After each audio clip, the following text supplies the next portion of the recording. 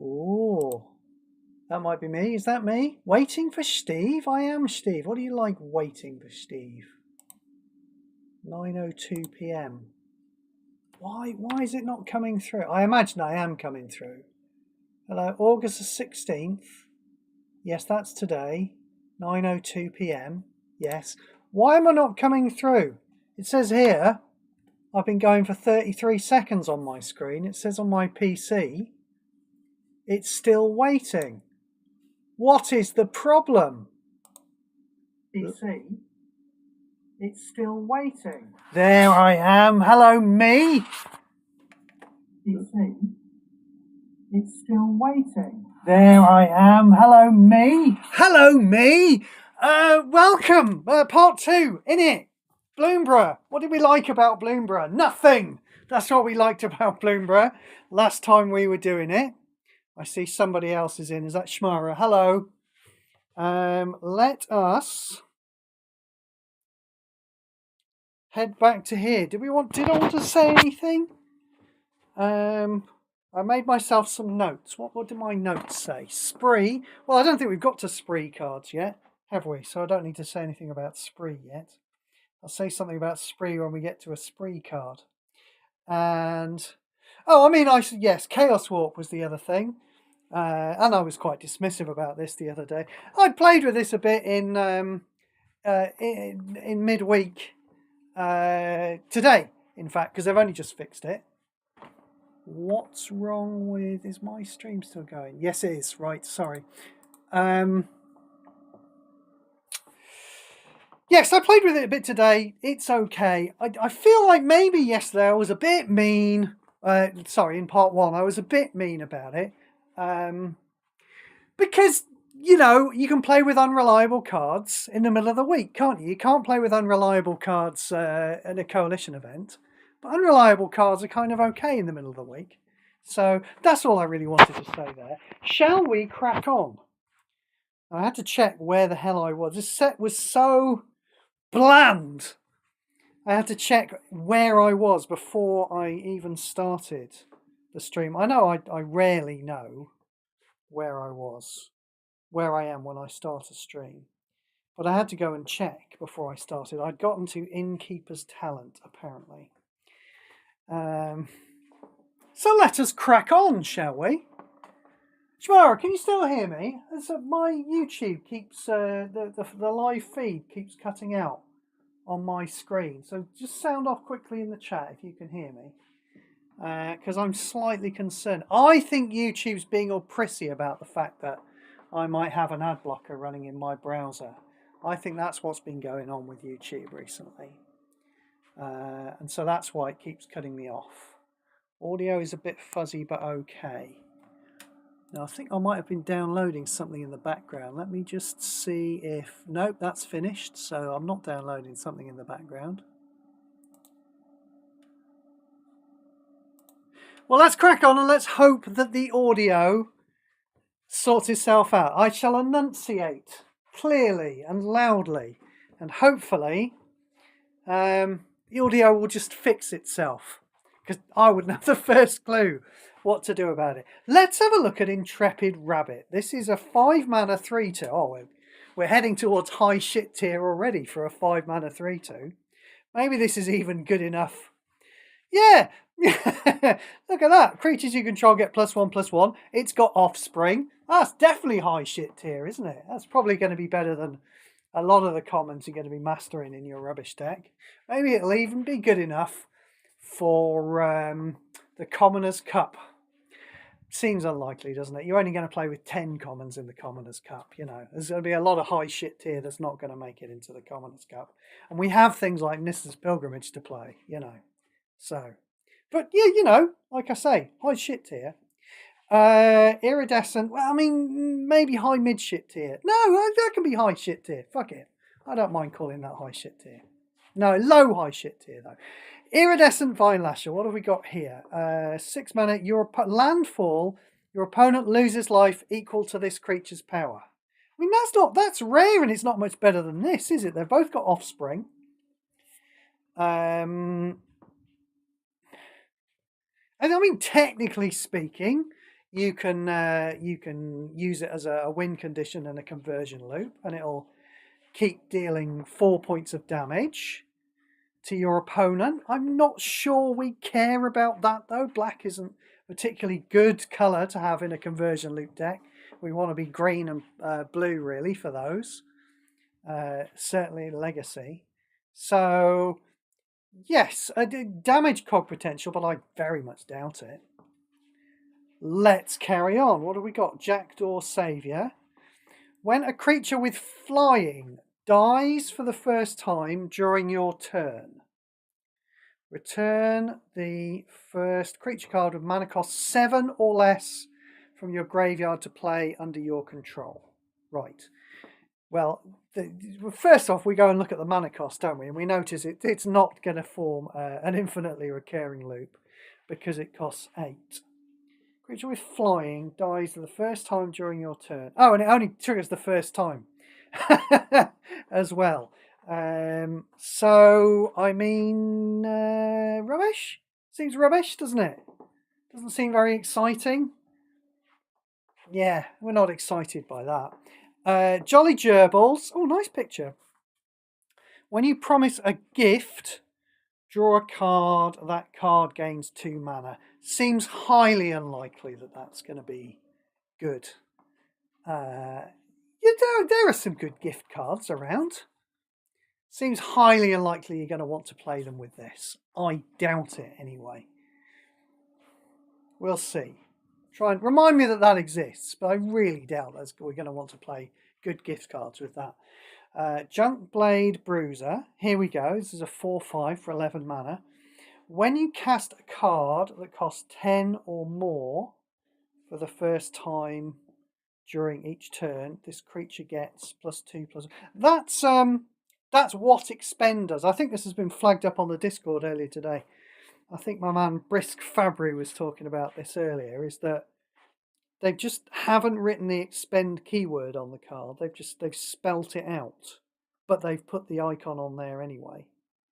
When you cast a card with mana value equal to or higher than a card expend value, when you cast a card with mana value equal to or higher than a card expend value for the first time during your... I mean, you can basically tell what that says. Cast a card that costs 10 or more for the first time. Yeah, see, that's better, isn't it? They've written it better on the actual text of the card. Anyway, dull, uninteresting, mid-shit tier. Yeah, that was mid-shit tier, really. What was I thinking making that high shit tier? That's mid-shit tier, really, isn't it? Castrol, the Wind-Crested.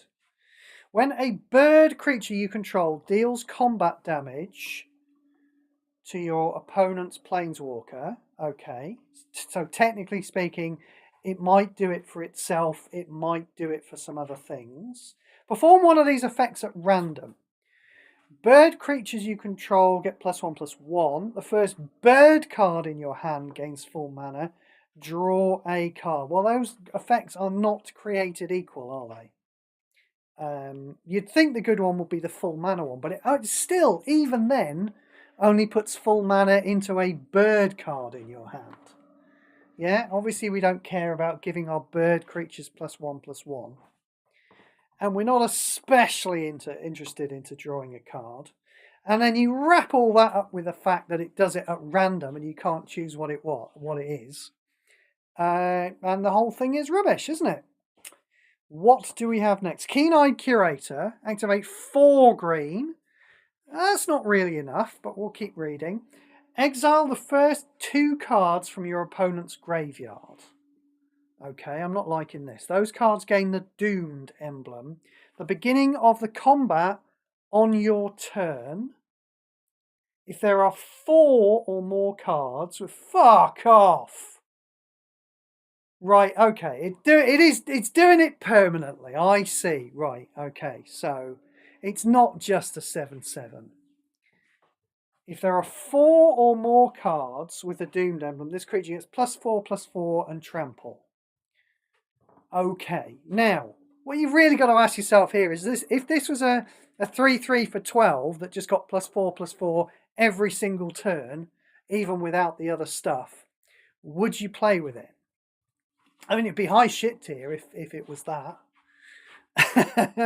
I'm not sure it'd be much better than that. Yeah, it's yeah. I guess you would probably still call this high shit tier, but no better than that, as it is. Kindle Spark Duo, activate 2, deal 2 damage to your opponent's Planeswalker. That's very Commoner's Cup, isn't it? Very Commoner's Cup. Kidnap. Now, I've seen Greg play this, actually. I've had a Greg come up against me and play this today. It has a gift, creating a simple token. That's good. That's the type of gift we like. That's a fairly rubbish gift to give away. When this support enters the board, target creature gains stun counter 1. If you promise to gift, target creature gets stun counter 2. I mean, not much difference between those two, really, because stun... I know it's like... It looks like the stun counter 2 is double stun counter 1, but, you know, it's still kind of limited lockdown.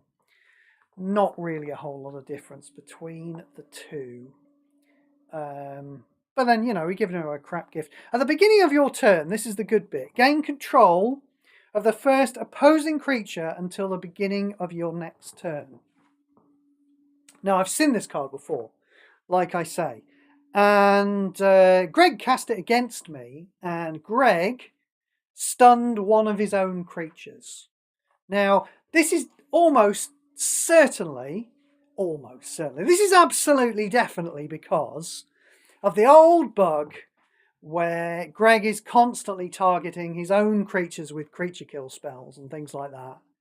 Yeah, and he's buffing your creatures because he's stupid and he doesn't really know how to decide whether he should be casting a card at your stuff or his stuff. This is an easy fix, of course. You know, we know that how the code works. We know that all you need to do is you have 1 bit. Are you listening, Webcore? 1 bit in the code. And I'm pretty sure it already exists there for every card. And that just says to Greg, true or false, do I point it at my stuff or your stuff? Easy to fix, but, you know, when the game started, it had to be, all of these cards had to be fixed individually. Over and over again, we would tell them about it. And then Octagon just fucking forgot about it for a while. And then we stopped being able to target our own creatures with things. Yes, that was Octagon's big fix for it, was everything that used to say target creature then said target opposing creature, which was shit because we couldn't slow ourselves down, could we? When we had to slow ourselves down for getting objectives. We didn't like those. And now, latterly Octagon, but now Webcall, they've started putting just target creature on things. And unfortunately, that means this bug is rearing its head and Greg has been shooting his own things. Although Webcore have actually fixed an example of this recently. So if you're all out there listening, I'm starting a thread and I'm trying to collate. This is why I've been explaining this all in great detail. I'm starting to collate all the examples of where Greg is targeting the wrong creatures. There's a big thread in the bug thread now. And I think, honestly, the thing about all of these examples of individual cards that do this, it's kind of low-hanging fruit. Do you know what I mean? Like, I appreciate the fact that Webcore have too many bugs to fix. But, you know, if they're anything like Hibernum or Octagon or me when I used to be a computer programmer, you know, if you've got a very long list of bugs to fix, you kind of knock off all the easy ones first, don't you? So I'm kind of trying to, hello, welcome in, the Hunter. I see you in the chat. I'm trying to collate a list of kind of easy bugs for Webcore to fix. And it's these types of bugs. Now, back to the card in hand, Kidnap, which we got completely derailed from discussing. Greg stunned his own creature, and I thought, ha, you're rubbish, Greg, you stunned your own creature. But what actually happened as a result is that it meant he was stealing my creatures better. When I first read this card, I thought to myself, well, I'm going to stun Greg's creature with this card. When I cast it, I'm going to stun his creature, and then I'm going to be taking control of a creature that's stunned. And that's going to be a rubbish, you know?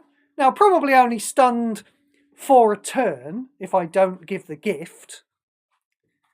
But Greg kind of cleverly circumvented that by stunning his own creature. He was stealing my first creature all the time, and it wasn't stunned. Of course, was he in a better state because his own creature was stunned? It's kind of hard to tell, isn't it? It's an interesting card, this one. It's cheap, it has some good effects. It's quite ugly design, though, isn't it? You know, this whole idea about stunning your own creature, you don't want to do that. Or you could stun Greg's creature and then you get control of a stunned creature. It's just quite ugly design.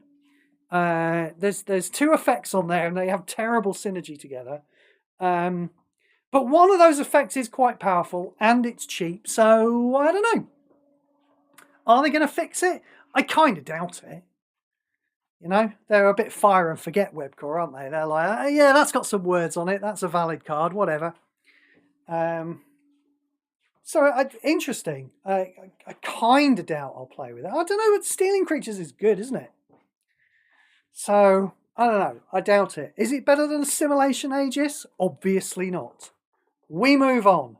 Kitzer, Otterball Elite. Right. So, I mean, I'm guessing this is some kind of Quidditch player. Yeah? Otterball is like the Calvin Ball of Bloomburrow. Is that what it is? What have we got now? Prowess is every time you get a non-creature card, cast a non-creature card, yeah. This creature gets +1/+1 until end of turn. We don't like that. Activate 1 blue. That's not enough. Discard the last card without mana in your hand and draw a card. Not interesting. Activate 1 red. Not enough. Exile the last spell card from your graveyard. Then create a copy of that card in your hand, and that card gains full mana. I mean, it's a shame that's hidden behind activate 1 red, isn't it? You know, we like the full mana effect. But, yeah, we don't like the fact it's hidden behind 1 red. I'm sure there are thousands of other cards we could use. Oh, yeah, that's another thing. As I say, at the top of this, I went to find my list of notes, didn't I? The top of part 2, to remind myself of things that I want to talk about. One other thing did occur to me during the week, actually. And I don't even know if I'm talking out my arse when I say this, but I'm going to say it out loud because it was a thought, and that's the whole point of doing these set reviews, isn't it? Is for me to just say whatever occurs to me without putting any thought into it at all. That is what I do. That is what I am famous for. I'm going to therefore do it now. I've been concerned with, you know, power creep, and I've been comparing everything, haven't I? Every card that comes along, I've been comparing to a very small number of cards, really, you know? Is it better than Demolition Field? Is it better than Desert? Is it better than Rakdos? They're the ones I usually come up with. I'm not sure if I had to pick an example of this type of card, you know, as I say, there's a lot of cards that do this at the moment that just say every turn you get a card, it fills up with mana. I suppose Dragonhawk is probably the best version of that at the moment, is it? Maybe. I mean, I haven't played with that because I don't own it yet, but it's probably the best version of that at the moment. But there are a lot of cards that do that at the moment. They say they cost about 15 mana or 12 or 18 or whatever, and they say every turn have a card, put full mana in it. Kylox's Vault Strider, you know, Villainous Wealth. I tried listing a bunch of these yesterday in part 1 as well, didn't I? Completely failed then too. I'm just wondering if, to finally get round to saying what my thought was that I had, if is the problem, is the reason why I'm comparing everything to a very small number of overpowered cards rather than to Key to the Vault. Thank you very much, Sir Hunter said in the chat. There's another one that gives you... Oh, and Loot, the Key to Everything as well. Those are 2 different cards. You know, card full of mana every turn. Anyway, it's the reason why I seem to be comparing everything to a tiny, tiny number of cards. Because Webcore are not giving us varied enough design. And I'm afraid I'm just going to have to leave that thought kind of floating there, because I've not put a huge amount of thought into it. Maybe somebody will immediately counteract that thought by immediately saying, no, look at this card and this card and this card and this card and this card and this card. That's kind of the thing, isn't it? It's easy to have that thought. And for me to say, well, I can't think of a wide variety of cards.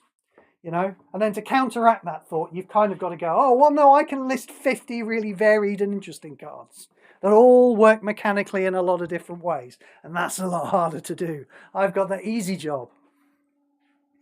Anyway, that was my thought. Kitzer Otterball Elite is shite. We will move on. Life Creed Duo. When another non-token creature enters the battlefield, you gain 3 life. Commoner's Cup. Rat Otter. Really? Rat Otter? Now, when it says Rat Otter, I'm assuming those two, I think they're just friends. I think the rat and the otter are just friends, and this is a lovely, lovely, nice picture, yeah, of 2 friends casting a spell together. I do not think that they're merged at the face like some horrible kind of Cronenberg monster. Don't think that. Don't even put that idea in your head. Because it's a horrible thought, isn't it? This is a lovely, lovely picture of 2 lovely friends. And not a horrific mutated monster. Prowess. When this creature gets +1/+1 until end of turn. Again, not especially interesting. Just a very dull comment, isn't it? It feels bad. Feels bad saying Commoner's Cup for that. You know, when we've just had this. I mean, this is, you know, mid shit tier, low shit tier. That's what we're saying there. Lilypad Village. Oh, are we finally going to get a land? We haven't had any bloody lands, have we? At the beginning of your turn, the first blue creature card in your hand gains 4 mana, then Surveil 2. Now, that to me seems too narrow. Oh, look, they forgot to put a subtype on the card. Yeah, maybe they'll fix that. They probably won't. That to me seems too narrow. A blue creature card. I like Surveilling 2 every single turn. That's not bad for a land, is it? But a blue creature card is just too narrow for my liking. Now, I have noticed that they seem to be moving away from... I've seen a few examples of lands in this set. They spoiled a couple. They seem to be moving away from conversion for lands in this set. Now, that bugs me in a kind of Melvin player psychographic sense, but there's absolutely no reason why lands should convert. We have had lands that just give mana in the past. Shrine of the Forsaken Gods. It's not a land, is it, says Schmo. Well, it should be. It is. They just forgot to write land on it, didn't they?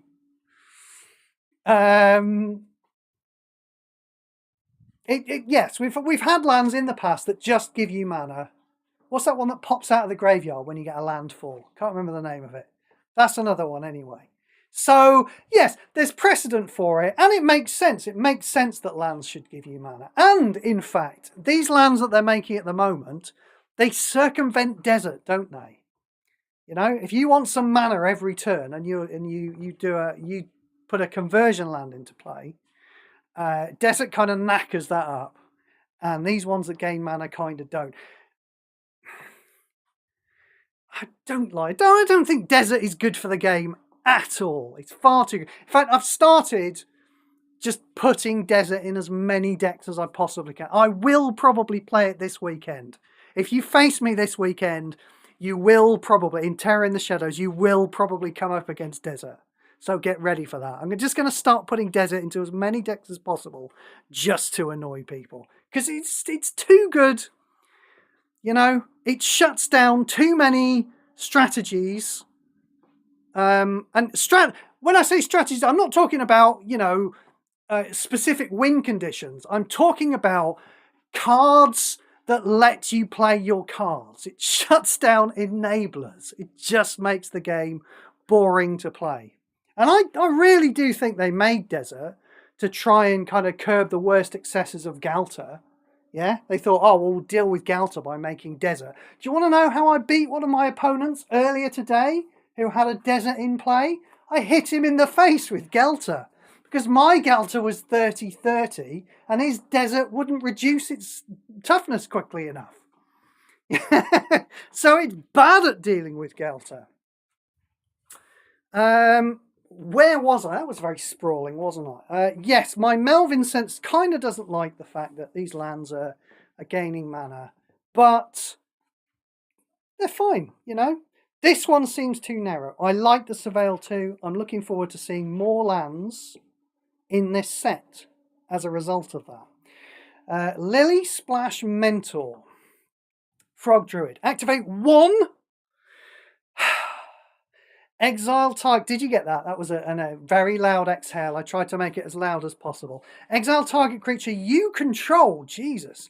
Then create a copy of that creature under your control. Okay, so I mean it loses its reinforcements then. Thanks very much for that. That creature gets +1/+1. I mean in paper Magic. The theme for the frogs in Bloomburrow is hopping back to your hand. I haven't actually played Paper Bloomburrow, but I know that the theme for frogs is hopping back to your hand, and so you can replay them. So I'm seeing what they've done here, you know. But this one seems bad, doesn't it? You know, it doesn't have a. Maybe if they'd given it a come into play effect itself and made it like activate 5. You know? Or just made it trigger at the start of the turn. Just anything apart from what we've got here. That's what I'm saying. Long River's Pull. Gift. Your opponent gets 5 loyalty. It's not as good as giving away simple tokens, but it's okay. Drain 6 mana from the first creature card in your opponent's hand. If you promised a gift, drain all mana from the first card in your opponent's hand instead. Yeah, draining, not good enough, is it? Infinite Obliteration. That's what you want. If you care about the first card in your opponent's hand, play with Infinite Obliteration. Draining is bad. It's always been bad right since the start of the game. From Origins all the way through everything, draining has always been bad. Yeah? I mean, you can call Days Undoing draining. You can call Time Reversal draining. But, you know, yeah. Those fill up your hand and put tons of mana in it as well. That's the key thing. This card just drains. Cards that just drain, awful. Please stop making them. Longstalk Brawl. Your opponent gains a random simple token. Okay, that's the good one, isn't it? That's the rubbish gift to give away, so we like it. Sorry. We're giving away a rubbish gift, which is good for us. It's not a rubbish gift ability. We're giving away a rubbish gift. If you promise a gift, your first creature gets +2/+2 and first strike. Then your first creature fights the first opposing creature. Rubbish. For 7 mana, you can just kill something. So do that. I mean, they must have noticed that fighting in. No, it probably isn't. I'm thinking that they must have noticed that fighting in paper is probably costed differently from just burning or indeed creature kill. But it probably isn't, is it? Because the point is that in paper, green is supposed to be worse at killing creatures, you know? So there probably is a terror that kills a creature outright for 2 mana. Yeah. And in green, a fighting card that fights for 2 mana. Do you know what I mean? And the one card is just a lot worse than the other card. Of course, in paper, you have to worry about colours of mana. You know, you can't just play a 3-colour Planeswalker and have access to all 3 colours as if by magic. They're different games. What I'm saying is, this is a worthless card. We move on. Lumra, Bellow of the Woods. 19 mana 6/6. That's too expensive. When this creature enters a battlefield, destroy the top 4 cards of your library. Okay, where are we going with this? Then return the first land card from your graveyard to your hand. That card gains half its mana rounded down. Right. So immediately we're thinking Blossoming Tortoise, aren't we? You know, and that post-nerf Blossoming Tortoise as well. Obviously, Blossoming Tortoise, when it was getting creatures, was loads better than this. But Blossoming Tortoise now, when it's just getting lands, still better than that. There is more text, though. At the beginning of the combat on your turn, this creature gets +X/+X. Right, okay, we're starting to get to something here. This might make it quite large. X is equal to the number of non-green gems you match this turn. Not, you will notice, matched by swap. So you are quite happy to do some conversion with, like a Cryptex doesn't necessarily convert to green, or a Sunken Citadel doesn't necessarily convert to green. We don't have cut your losses in Standard anymore. There are certainly ways to convert a lot of gems to not green. Golden Wish, actually, generally gets non-green gems. Yeah, Golden Wish is going to count all the loyalty gems, isn't it? Surely. Because Golden Wish usually gets you a load of loyalty, and it usually gets you a bunch of mana as well. And this is +X/+X permanently. When an opposing creature... Oh, there's an entirely new ability on the bottom here. When an opposing creature with flying attacks, deal Y damage to that creature. Y is this creature's power. Okay, so there's a lot going on here. I mean, it does...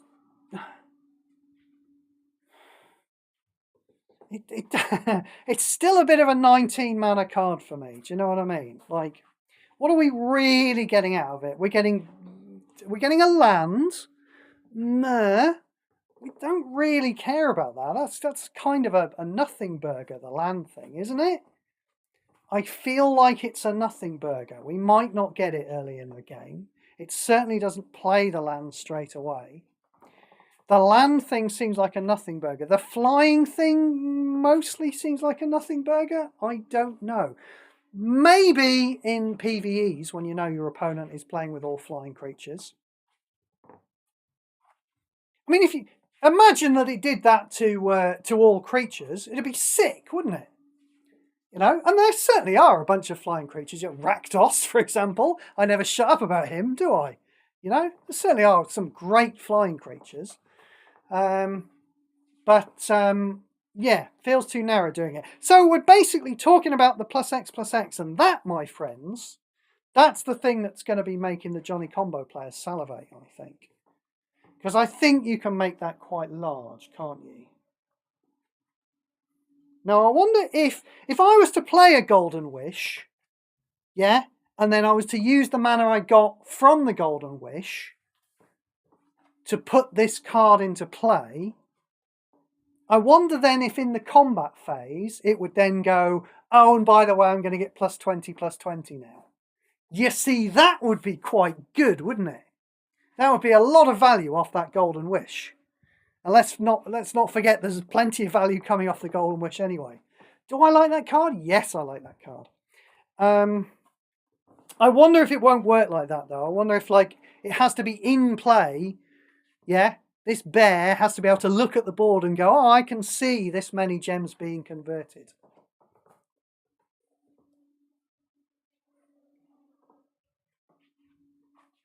I mean, it's just a very large, fat creature.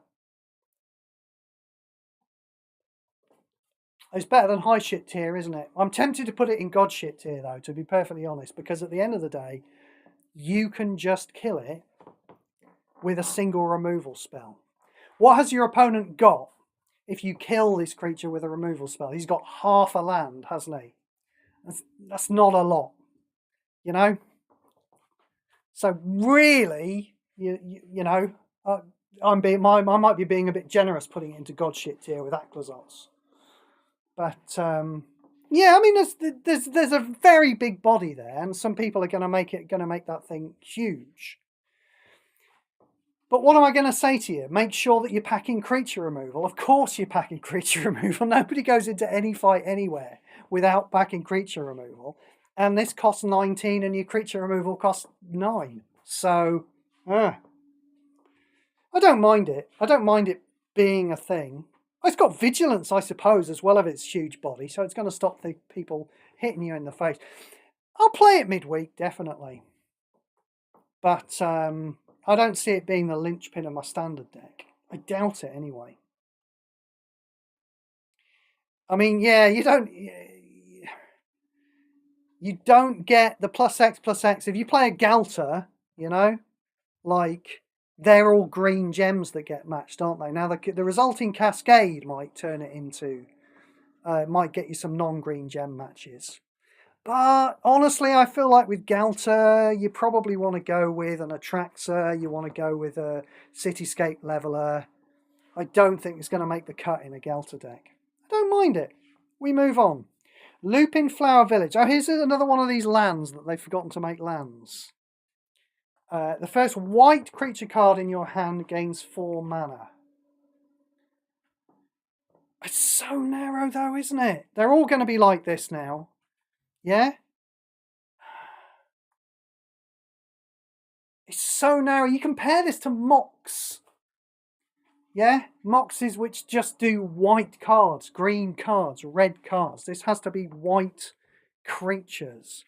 And it's only 4 mana. It's just too narrow. Surely, when this support is destroyed, fetch the first bat, bird, mouse, or rabbit. Yeah, not really interested in that because it's not putting mana into it, is it? You know? But shteev, it's a card that adds mana itself. Yeah, but it's just been destroyed. That's when it triggers, isn't it? That fact that it said that when this support is destroyed, that has drawn my attention to the fact that it only has 2 shields. Did the other one only have 2 shields as well? Where was the other one? Yeah, it did. That is definitely a downside as well. 2's the wrong number for a land. We want 3, ideal. I mean, I suppose since it's not converting gems, it's a little more stable than a 2-shield land often is, but it's still not stable enough at 2 shields, I'm afraid. We don't like Mabel, Heir to Craigflame. This is a mouse soldier. When this creature enters the battlefield... Oh, we spoilt. This one was spoilt, wasn't it? I remember this. So we've got a 3 mana 10/10. When a mouse enters the battlefield, that creature gets +1/+1. So it's a 3 mana 10/10. That would be good, wouldn't it? It's a 10 mana 3/3. It's actually a 10 mana 4/4. It does this thing. Your first creature gets +X/+X and trample and haste until the beginning of your turn. Okay, so it's got haste when it comes into play. I mean, this is a really, really good uncommon, isn't it? It's a fairly mediocre rare. That's what it is. It's unfortunately your first creature gets haste. Hang on.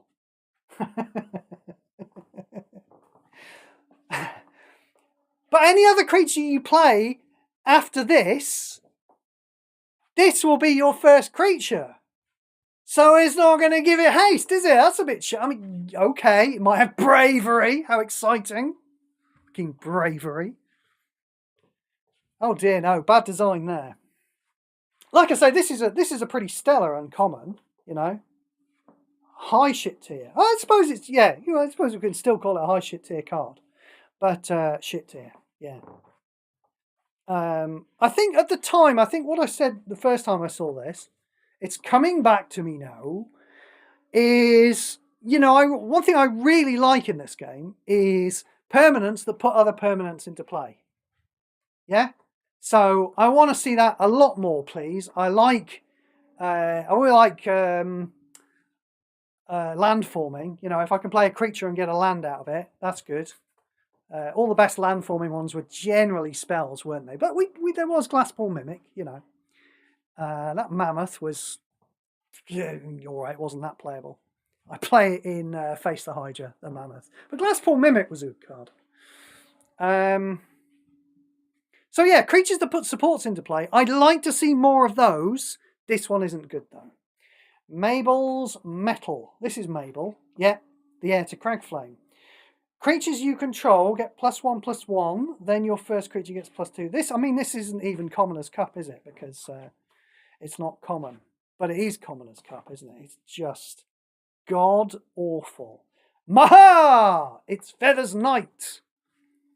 I'm getting Darmok and Jalad Tanagra. That's what I'm getting off this. Ward 12 mana from your hand. Now this seems to be the standard these days, isn't it? I remember Emrakul, the new Emrakul, having 12 mana. You must tell, I've just put my tablet down, by the way. You must tell me if I've suddenly gone extremely muffled in the chat there, because if I have, I might have just put my tablet down on its microphone. Can I tilt my tablet in some way that allows me to put it downwards? I should have thought of this before I started. I'll sit down and put it on my lap. Yeah, so 12 mana ward seems to be kind of the standard. I'm sure there's something else apart from Emrakul that has 12 mana ward.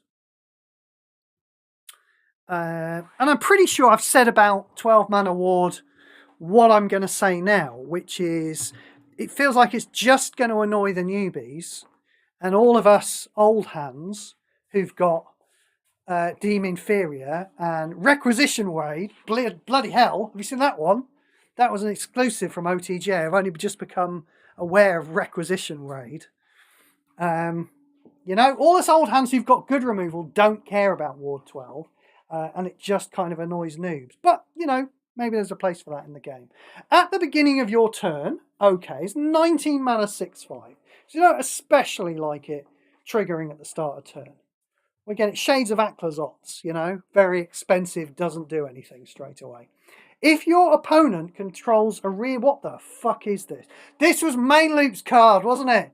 I remember that. Did you see that? Main Loop spoiled this card and he started his video with this whole spiel of lore of how the lore of the world worked. And we asked him about this afterwards in the Discord, and he said, yeah, I had to say something because this card is such utter shit. I had to put something into the video. If your opponent controls a reinforced creature or a creature with base toughness 3 or less, all opposing creatures get -3/-3. This isn't even high shit tier, is it? I mean, it's high mid shit tier, but it's not. For 19 mana, it's not even high shit tier. It's just awful, isn't it? We move on. Manifold Mouse. That is not a mouse, my friend. That is a bird. What's going on? What am I not seeing? Where's the mouse in that picture? That's a bird, isn't it? I don't understand. We move on. Unless it's like, has it transformed? Is that the same creature that's transformed into something? I don't understand! I'm confused! Don't shout, Steve. You know your voice can't take it anymore. When this creature is reinforced... Oh, Clive, he's very proud of himself. The 1/2, yeah, that's right. It's a 1/2, right? It's a 1/2. And I know that sounds bad. It's a 1/2. Just shout, says the hunter. Yeah, okay. I will. If the mood takes me, I will shout. It's a 1/2, right? But if you cleverly match its activate 1 gem, it's one single activated gem for the offspring, activate 1, it becomes a 2/4. Yeah, and you have the awesome power of a 2/4 in play. Oh, but it's not even a 2/4. It becomes a 3/4. Oh my God, I just came in my pants. At the beginning of combat on your turn, this creature gains trample and double strike. I mean, okay, all right, fair enough. That gets it up to high shit tier, all right? A 3/4, but it's not, is it?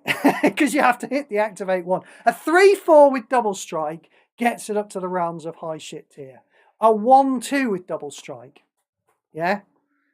That does not get it up to the realms of high shit tier. That is a pile of shit. Moving on. Might of the Meek. And why? Why? Did we figure out the bird thing? Answers on a postcard. Might of the Meek. Draw a card for 9 mana. There better be more. Your first creature gets +1/+0 for each mouse creature you control. Trample. Right. Commoner's Cup. Mind Drill Assailant. 16 mana 2/5. At the beginning of your turn, Threshold. Threshold. See, this is one of the problems that comes with the fact that they think that evergreens and abilities are the same things. Is they're just going back. They're just pulling mechanics from Magic history. I bet there's no threshold in BLB in paper. But whatever, it can have it. Let's just remind ourselves what it does, because it's rubbish. So if there is already a 16 mana 2/5 in your graveyard, threshold 1 is a mercifully small number. We've seen bigger than that before. This creature gets +3/+0 until end of turn. Right, so at the beginning of your turn. Why doesn't it just do it? Please! Cut the fucking triggers out. Yeah?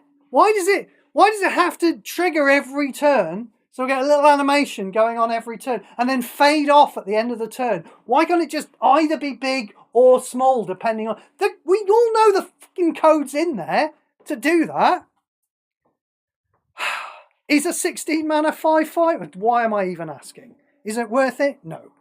Activate 2, Surveil 2. Those are not high enough. Well, Surveil 2 are high enough numbers. Activate 2 are not high enough numbers. Commoner's Cup. Mind Spiral.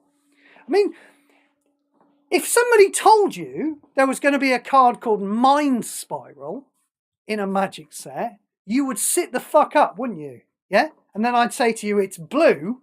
You would think, my God, this is going to be a powerful card. You know? Like, because you're thinking Time Spiral already. You can't help yourself. You know? This is unfortunately common, so it's probably not going to blow our minds. But it sounds, with a name like Mind Spiral, it sounds like it should be utterly broken. Your opponent creates a simple token. Okay, we don't mind that. Draw 3 cards. The first opposing creature gets stun counter 1. If you promised a gift. Right. Rubbish. Moonrise Kingdom. When this creature attacks, you gain 3 life. You know, mid shit tier. I don't even know my own tier ranking anymore. I've got myself so confused. Mid shit tier. Better than, what I'm saying is it's better than Mind Spiral, but still obviously worthless. Moonstone Harbinger. When this creature is on the battlefield, your back creatures get +1/+0 and gain Death Touch, right? Obviously shit.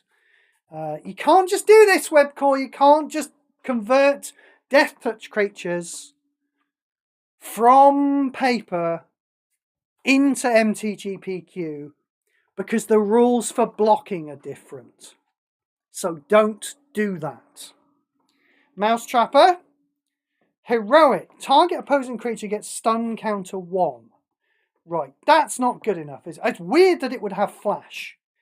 I mean, obviously in paper, this probably makes sense that it has flash.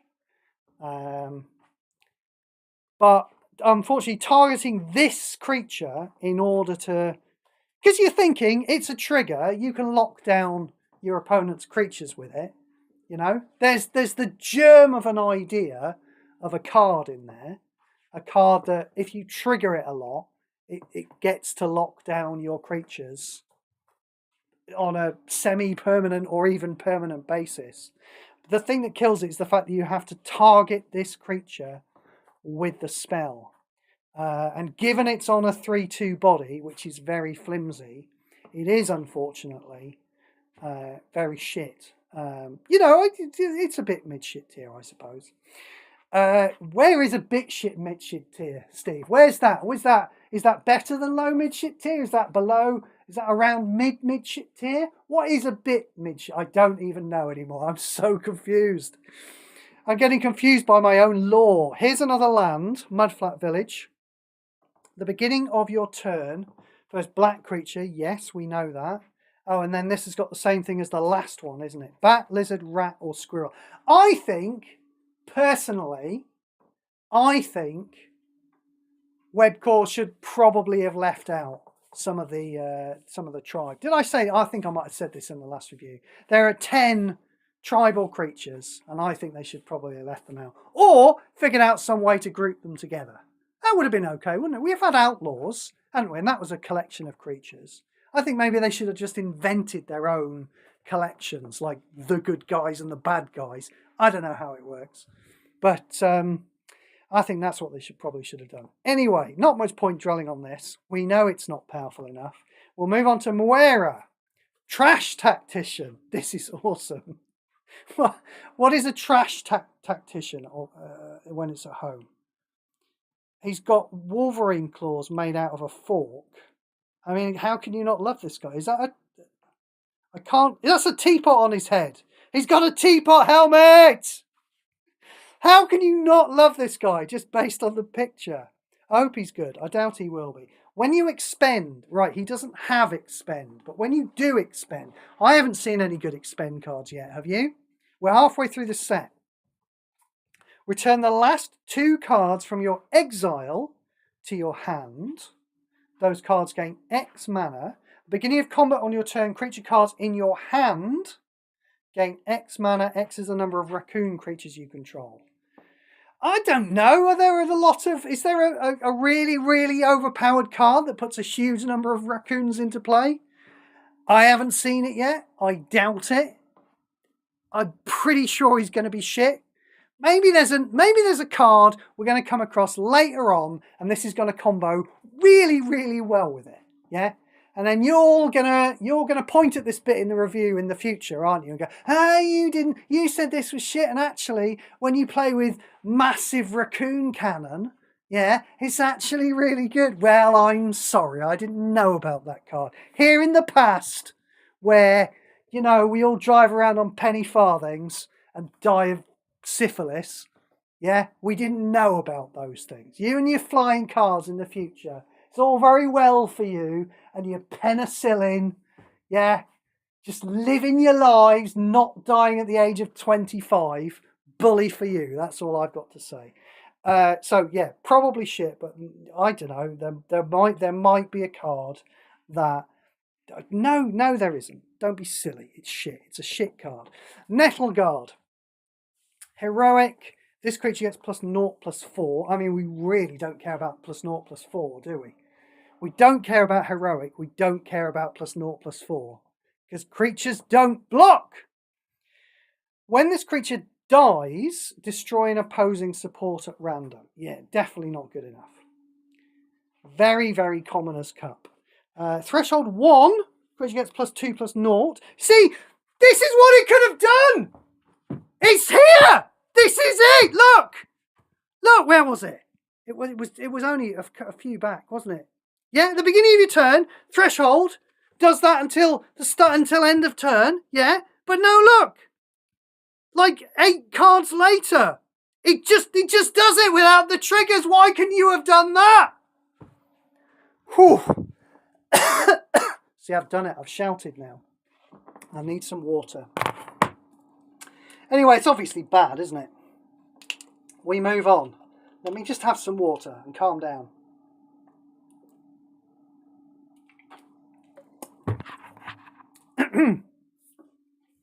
Nocturnal Hunger. Destroy target creature. If you promise a gift, gain 3 life. I mean, yeah. Like, the gift is irrelevant. The 3 life is irrelevant. This is a creature removal spell for 8 mana, which is fine. So much worse than everything that we play in Standard now. But, you know, I've asked for bad removal. Let's just scotch this room. I haven't actually asked for bad removal cards in the past. You know, I said I don't mind mastering them. Yeah, I would be fine with cards like this existing if cards like Nightwhirl Hermit and Nettle Guard didn't exist. I would be fine with replacing those cards with this bad card. But nobody actually wants to play with this card because it's not good enough. Here is another one of these creatures, these lands, I'm afraid. And this one does frog, rabbit, raccoon, squirrel creatures you control get +1/+1 at the beginning of combat. It's a permanent thing. It's not interesting enough though, is it? +1/+1. Plus it's going to be really slow. Yeah, you can see the streamers slowly go, here's this thing getting +1/+1. They're slowly crawling across the screen. And here's this thing getting +1/+1. Oh, have you got a third one in play, Steve? Okay, well, here's this thing getting +1/+1. So, yeah, I hate it. I hate it more than the other ones. Even though it's, you know, objectively more powerful, but only by a tiny, tiny bit. It's shit. Let's have a masterpiece. It's time for a masterpiece. Gift. Your opponent gains 15 mana. That's a bad gift to give away. We don't like that gift. At the beginning of your turn, create an octopus token. Oh, please, can this be an 8/8? It bloody is too. It's an 8/8 with reach. Then, if you promise to gift, gain 8 mana. So let's just take stock of what this is. For 16 mana, right?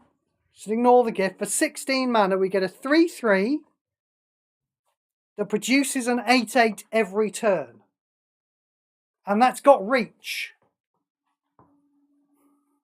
So that's putting an 8/8 blocker into play every turn. So that could be like soaking up a bunch of damage, or it could be just be getting bigger and bigger and bigger and kicking your opponent's ass. Now, I don't like token generators that aren't supports. Token generators that are creatures, I don't generally like. I like my token generators to be things like Elspeth and Thopter Spy Network, but that's large, isn't it? An 8/8 reach every turn, that's very large. That itself puts it up out of shit tier. We haven't seen one of those for a while. I think that puts it out of shit tier. I don't think it's good enough to play, but I think it's up out of shit tier. The question is, I'm really fascinated about whether this gift is worth it. Your opponent gets 15 mana, yeah, instantly when you play it, and the trade-off for that is that you get 8 mana every turn.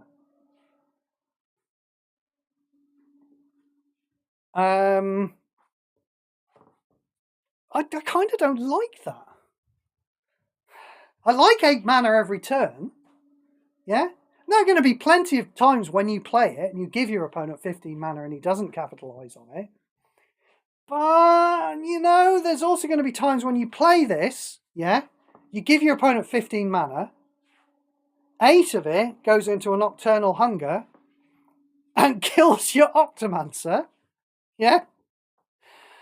And then he's got 7 left, and you've spent 16 on this. So, yeah, that's kind of bad, the gift thing. But putting an octopus into play every turn, that'd be... I mean, if this was a support, I would be creaming my jeans over this card, seriously.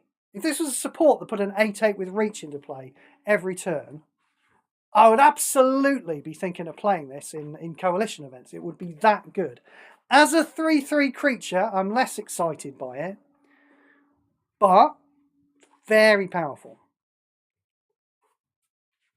See, as a 3/3 creature, it's going to die before it puts a single octopus into play. And that's the kind of thing that makes me want to bust it down into God shit tier.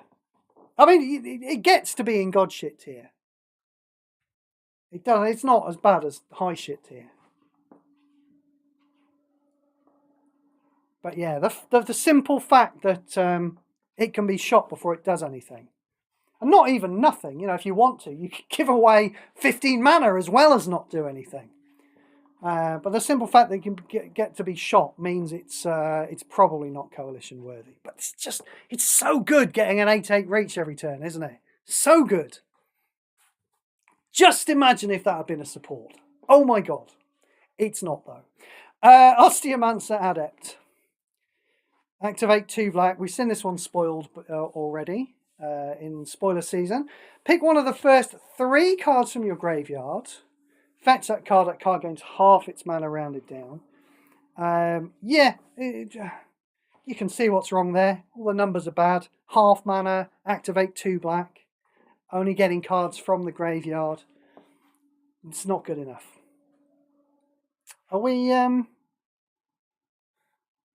No, it's just not good enough. That's all I'm going to say. I'm not even going to put it in the tier system.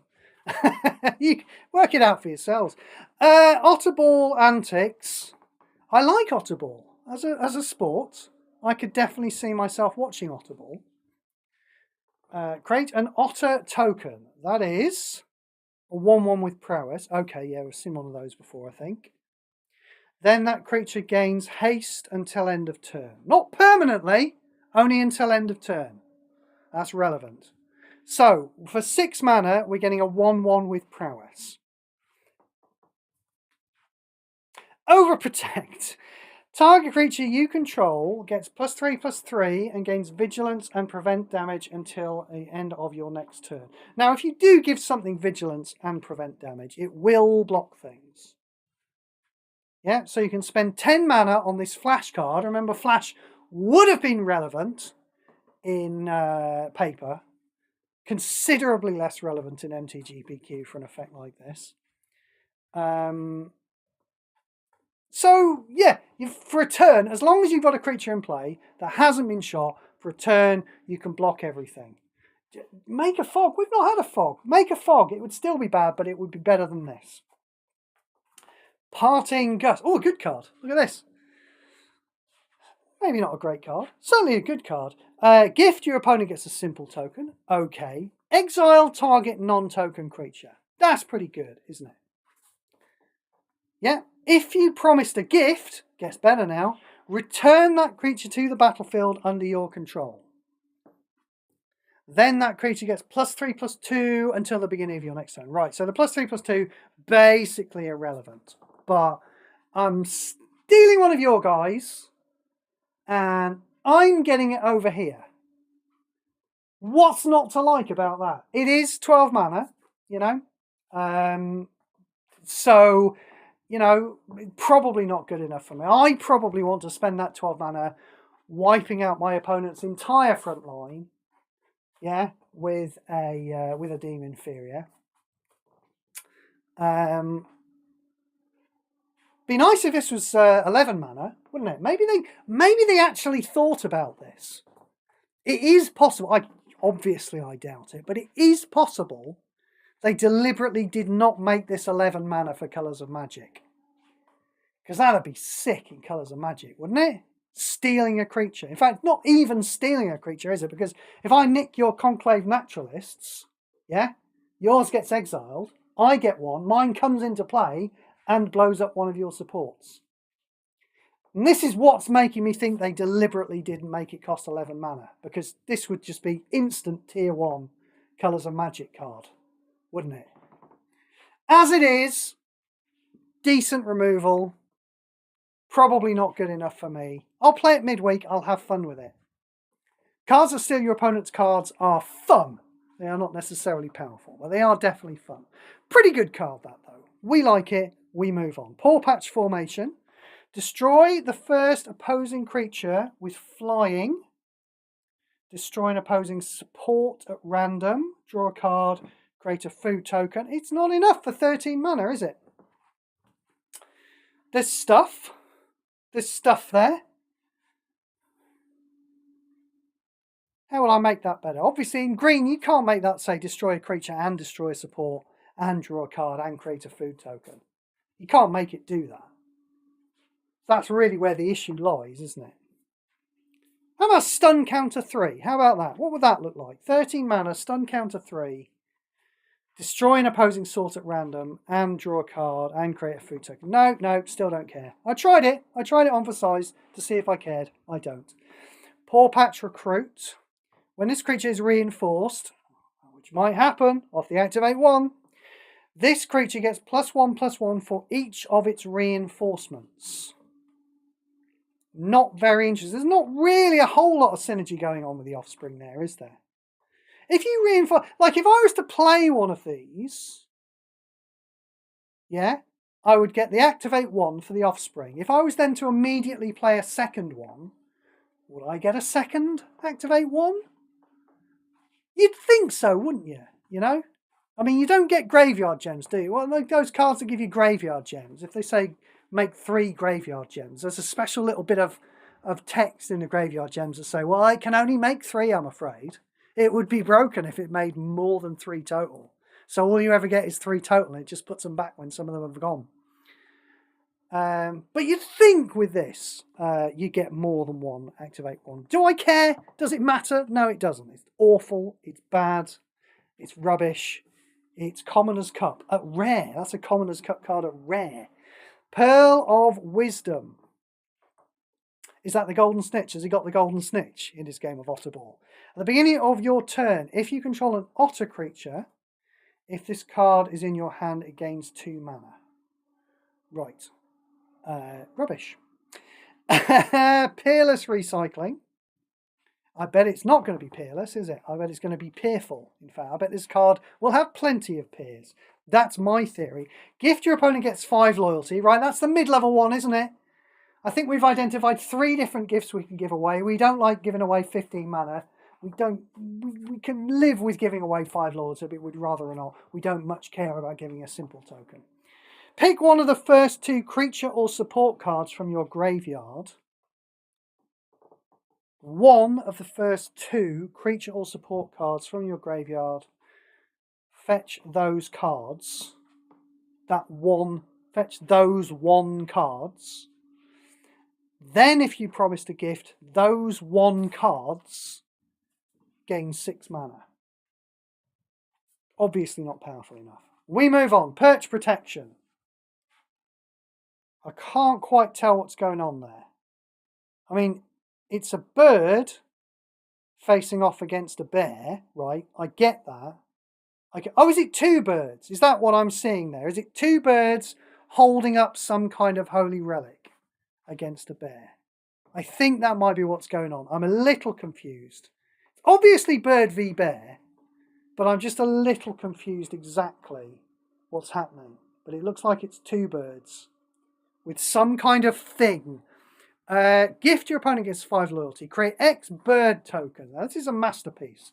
So can it be good, please? Create X bird tokens. X is equal to the amount of loyalty gems on the board. Right? I mean, that might be a lot. We're going to say, usually, when things do this, usually put about, what, 7? 7, 8, 9? It's kind of average for the number. When you play with Elspeth, yeah, you've got to be quite lucky to get 10 soldier tokens, haven't you, with an Elspeth? You've got to be lucky to, like, deal 10 damage or gain 10 life with Dakon. I'm going to say about 7. We get about 7 bird tokens. If you promised a gift... Oh, I thought there might be more to this before we got to the gift. Because if all we're getting is 7 bird tokens, 10 tops... This looks like it's going to be a bit shit, doesn't it? If you promise to give creatures you control get shield counter 2, yeah, we don't fucking care. I deem your shield counter 2 creatures inferior. That's what I do. They're just gone, mate.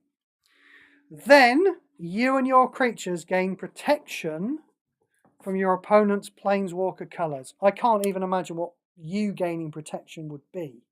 When this creature, or you, okay, take damage from a sword, you get half that damage. And if it controls a colour, creature gains hexproof. Okay, so you might gain hexproof until the beginning of your next turn. Terrible, isn't it? It's just terrible. It's a terrible card. Persistent Marsh Stalker. At the beginning of your turn, this creature gets +X +0. Right, 12 mana 3/1. It's a bit on the small side. Much on the small side. X is the number of rat creatures you control. This is a rat creature. It's a 4/1. Ooh, threshold 1. When this creature attacks, you may drain 9 mana from your hand. If you do, reinforce this creature. Yeah, again, you know, there's a... If all the numbers on this card were different, it would be great. But they aren't. They are what they are. And therefore, it's all overcosted, isn't it? Rat creatures you control. Not sure that makes any difference. I think there are rat tokens. So are there rat tokens or am I getting them mixed up with pest tokens? I don't even know. Anyway, it doesn't matter. It's just rat creatures. Yeah, it's all too expensive on that card. All the numbers are wrong. Which is a shame, because if you chopped them all down a bit, you might be able to make a card there. All that time and effort you spent coding this card, doing the difficult things that it does, is wasted, Webcore. Yeah. Whereas if you'd have made the numbers different, all you had to do was just reduce the numbers, and that time wouldn't have been wasted. Think about that. Go and sit in the corner and think about that. Pilated provisioner. Pilated? Pilated.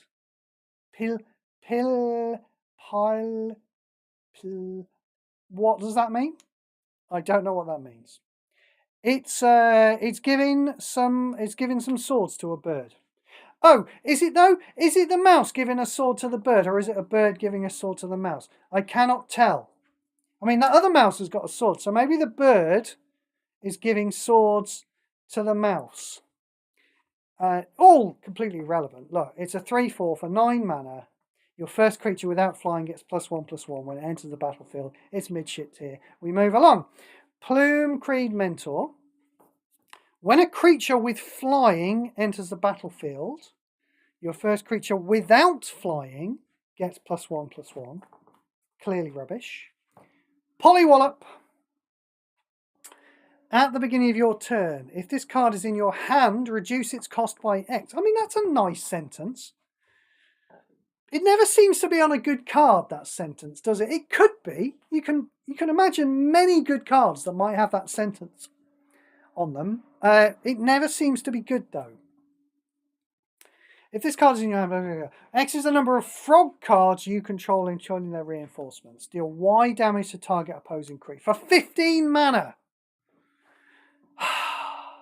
But Steve, the cost gets reduced, Steve, so that makes it really good. Does it make it good? I don't think it does make it good. Pond Prophet. When this creature enters the battlefield, draw a card. This is a 2 mana 1/1. I mean, there's something I don't know. The Johnnies would have to leap in here and tell me about this. It seems very unlikely. You never underestimate cards that are extraordinarily cheap. Yeah? But that's the only use it could ever possibly be, surely. Isn't it? I mean, it's a cantrip. It's like, it's so hard to rate this thing. You know? It is kind of like playing a 9-card deck. I mean, what's the difference between this and Artificer's Epiphany? Well, the main difference is that Artificer's Epiphany often draws 2 cards. That's what the main difference is. I don't know. I mean, yeah. I mean, play this in the Commoner's Cup, and that's one less shit card you've got in your deck. Although, you can't put it into play if you already have 3 creatures. That's a bit of a problem, isn't it? So I think I might prefer this if it was just... It's really hard to rate this one, isn't it? Like, it's not good, but I don't know. Maybe it'll go with something. I don't know. Tough one, that. But it's common, so we'll all get hold of it, and then somebody else will no doubt build a deck that's good with it in, and I will steal their deck. Portent of Calamity. What have we got here? At the beginning of your turn... Oh, I think I've seen this card before. At the beginning of your turn, pick and fetch one of the first 2 cards from your library. If it's a spell, it gains 15 mana. Move all cards that weren't fetched this way to your graveyard. So we're very much in Kylox's Vault Strider territory here, aren't we? Yeah? It costs about the same. Yeah, now Kylox's Vault Strider, we're drawing 2 cards. And then the first card in your hand that is a spell, so it might have already been there, gets full mana. This one, we're looking at 2 cards. We're only getting one of them, but we're filtering the other one out into the graveyard. And then only if the spell the card that we fetch is a spell. It doesn't matter about the ones that are already there.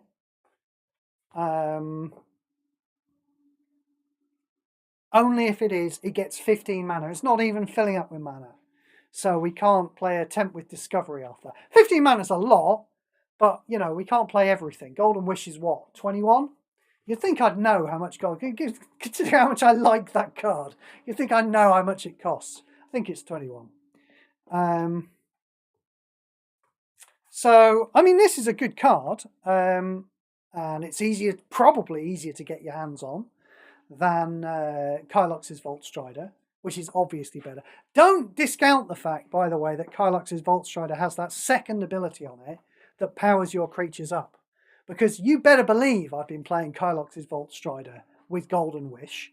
Yes, I have, because there's some nice synergy off the two. You can end up casting quite a few Kylox's Vault Striders. And the ability that pumps up your creatures, slow and boring though it is, I'm gonna pump up your first creature now. I'm gonna pump up your second creature. Yeah? Slow and boring though it is to sit through, it's extraordinarily powerful. So this is a good card. I really don't think it's going to make the cut in in any deck that could play Kylox's Vault Strider. But it's a good card. It does a thing, putting a card in your graveyard, that Kylox's Vault Strider doesn't do. I don't think that's going to really make any difference to anybody. But yeah, a good card that's not as good as a better card. And again, it's a support. They've left subtypes off a lot of these cards. This is a smaller set, isn't it? A smaller set. It says 204. Why does the filter say 204? Oh, the filter say 247 because I didn't turn off. Oops. Yeah, that's right. I didn't turn off the alt art cards because I wanted to see them. This is a smaller set, which kind of makes me think that they rushed it out. And they've forgotten to put support subtypes on. Doesn't bode well, does it? And the brand new revamped Terror in the Shadows, which is running today, turned up late in the event calendar. That really doesn't bode well for the weekend. Brand new Webcourt are awful at running brand new events, aren't they? They've got a terrible record of running brand new events. I'm sure I don't need to remind everyone what happened when ATV ran. And that's not the only time they've had problems with brand new events. So I'm a little nervous. Yeah,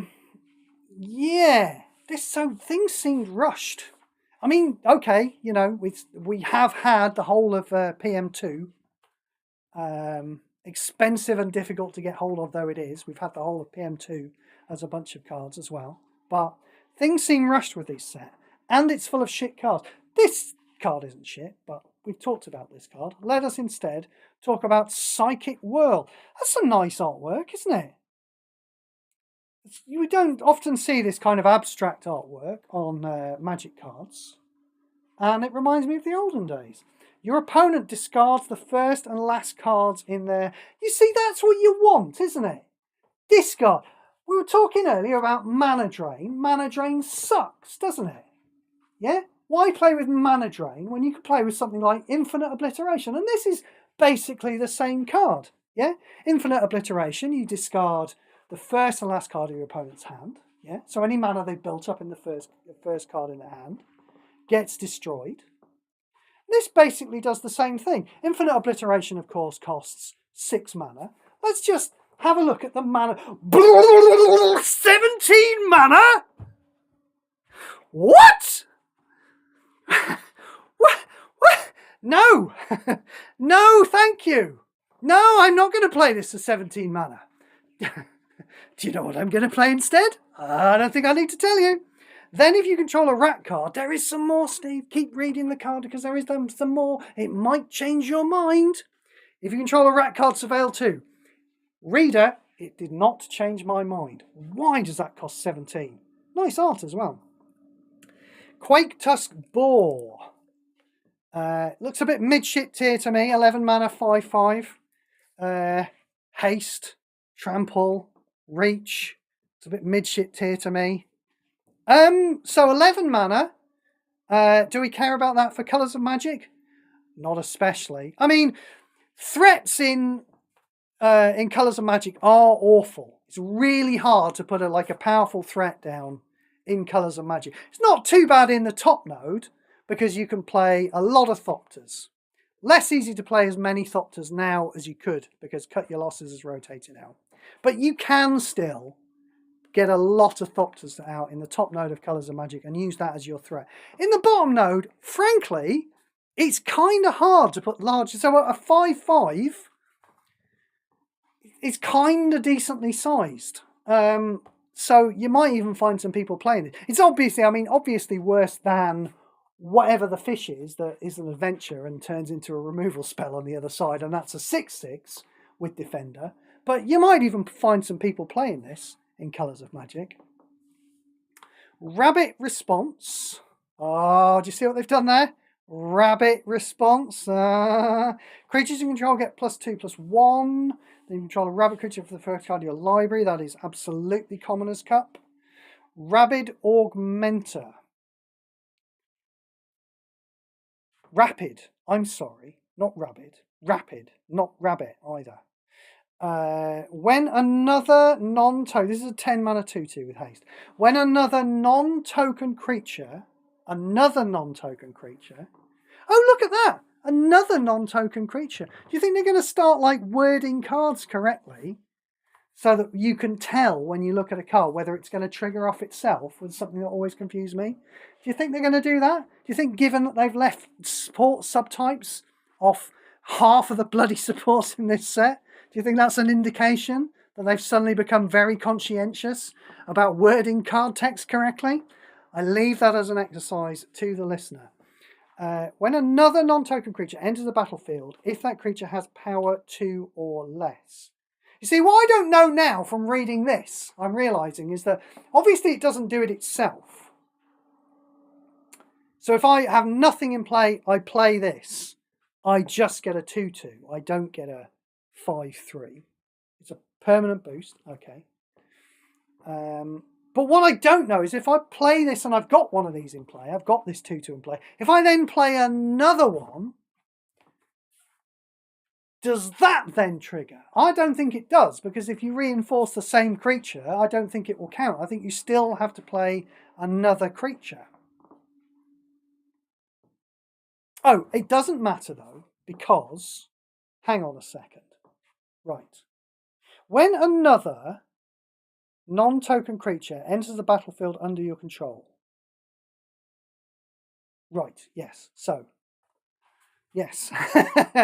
It is always another creature. It's the otherwise is to do with the power. If it's got power 2 or less, it gets a little bit bigger. Probably not enough to make a difference. Remember, it's non-token creatures. It might be quite sick. If it was, people would like that, wouldn't they?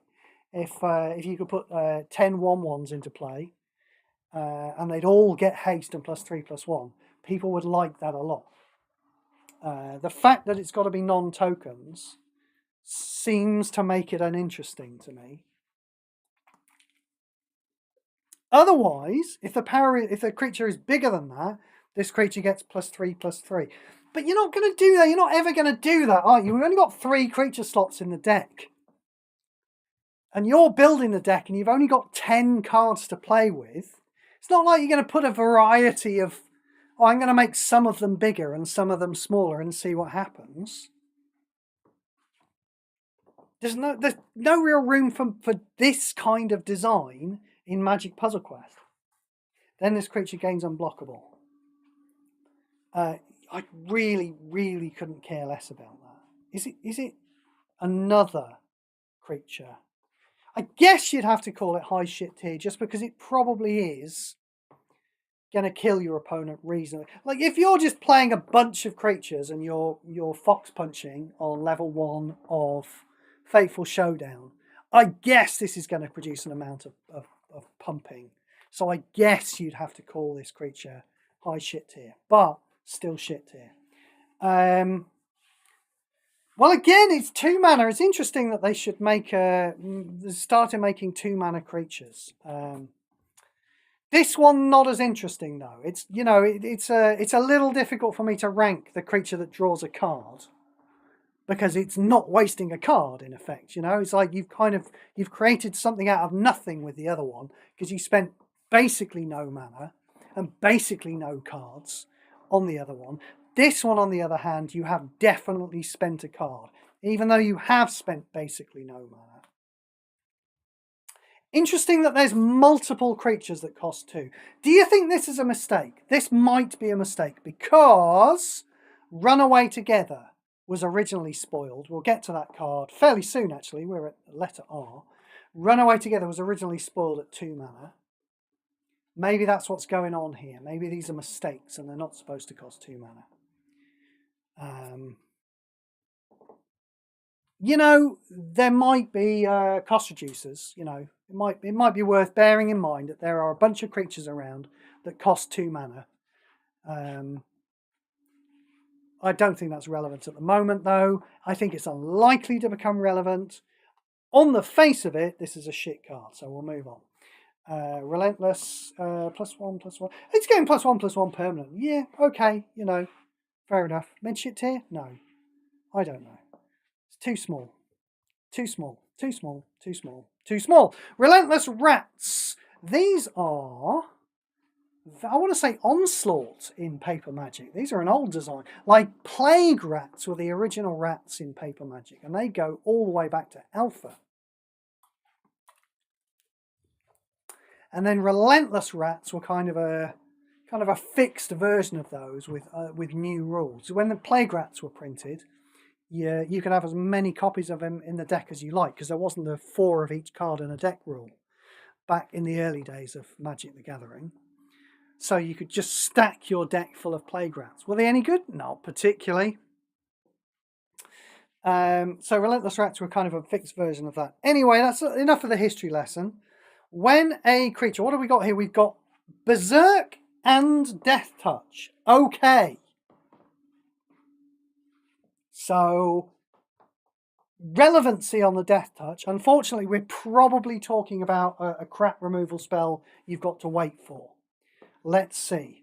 10 mana 2/2. When a creature dies or loses a reinforcement, reinforce this creature. I mean, I hate to say it, but the first creature that's going to die is probably going to be this creature. Now, if you were to attack a 2/2 with this, I think it would probably survive. I think this would probably eat the 2/2, yeah, and then the 2/2 would die. Because we all know how combat works. This would become a 0/0 until the end of combat. So I think this would eat the 2/2 and survive, because it would get reinforced. Does that make it good? No! When this creature deals damage to an opposing creature...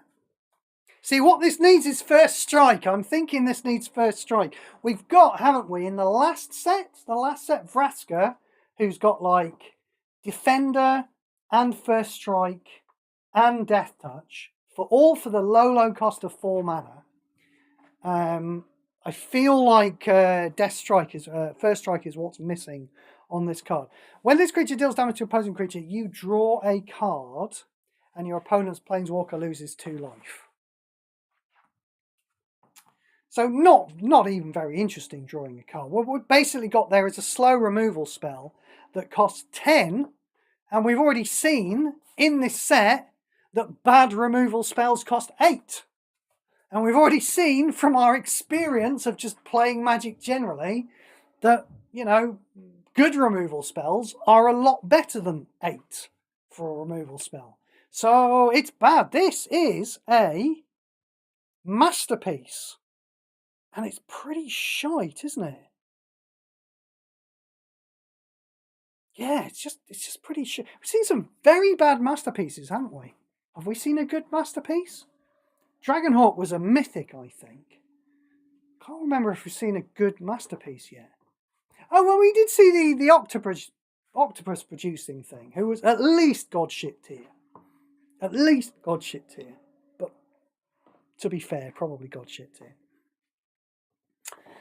But we've seen some really bad masterpieces. Rockface Village, what have we got on this one? This is the red creature one. Then Lizard, Mouse, Otter, Raccoon. Get +1/+1 and gain haste until the end of turn. Right, rubbish then. Right, we need a good masterpiece, don't we? They've all been shit, we need a good one. This one is an artifact vehicle with crew 5, okay. The 5 is a decent sized chunk of 18. Crew occasionally happens, doesn't it? Occasionally happens. It still basically costs 18. I would say this still basically costs 18. At the beginning of combat on your turn, create 3 hamster tokens. Okay, so we should be somewhere where I like, shouldn't we? This is a token generator that is not a creature itself. Of course, 18 mana for 3 hamsters, that's not good, is it? But there's more. When your first creature attacks, what do hamsters do, by the way? Obviously, yeah, okay. Vanilla 1/1s.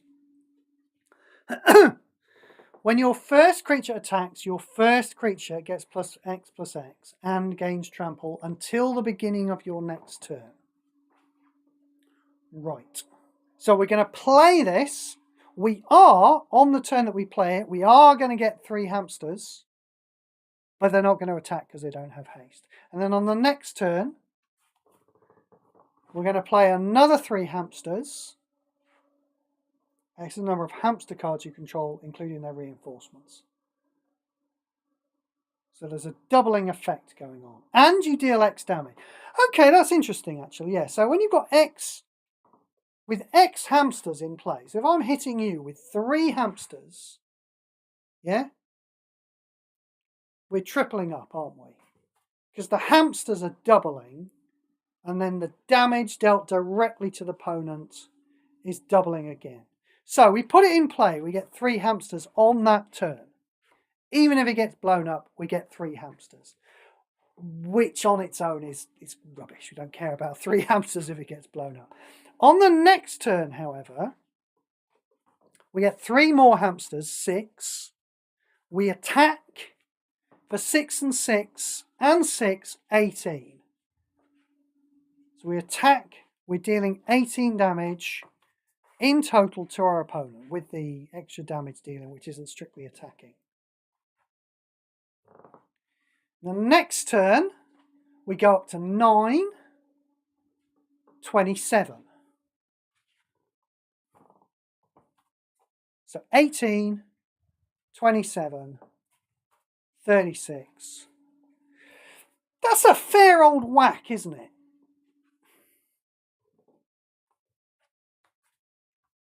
That's a fair old whack.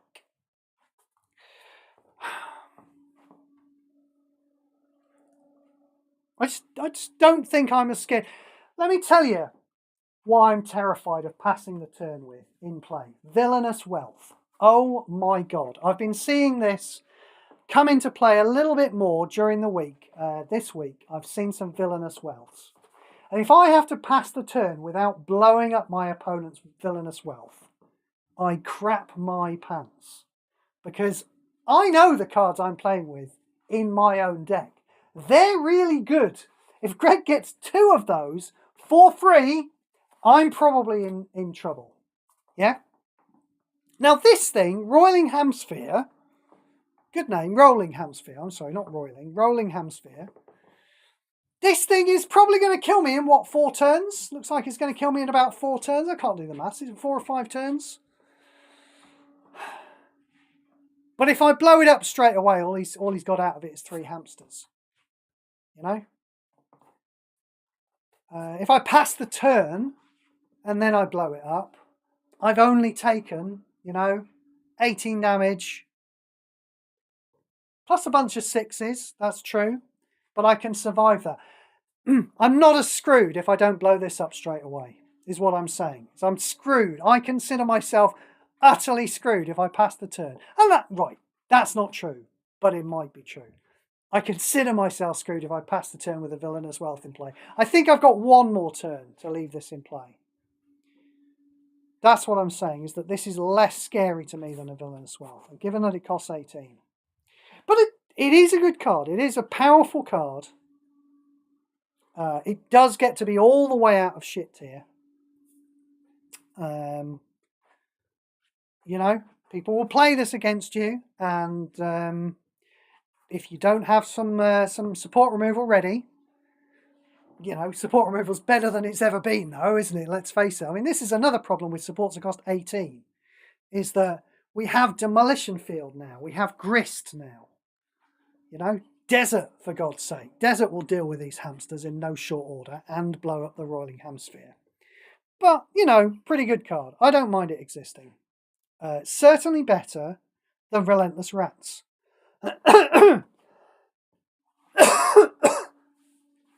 How are we doing? How are we doing for time? We can keep going for a little tiny bit longer. No, I'm supposed to stop after an hour and a half. I've decided I'm supposed to stop after an hour and a half. We've done 80 cards. We've got about 80 cards left. So we'll keep going. We'll keep going for a little bit in order to try and split the rest of the cards into just one more part. So we'll keep going for a little bit longer. So let's go with Rotten Mouth Viper. Now, straight away, two things I don't like. I see not just the 22 mana, which I never like, but also the level count, which is generally shit. Not every card with a level count is shit. Tainted Adversary wasn't shit. Yeah, none of Redversary wasn't shit as well. But they really didn't particularly need the level counter on them, did they? You know?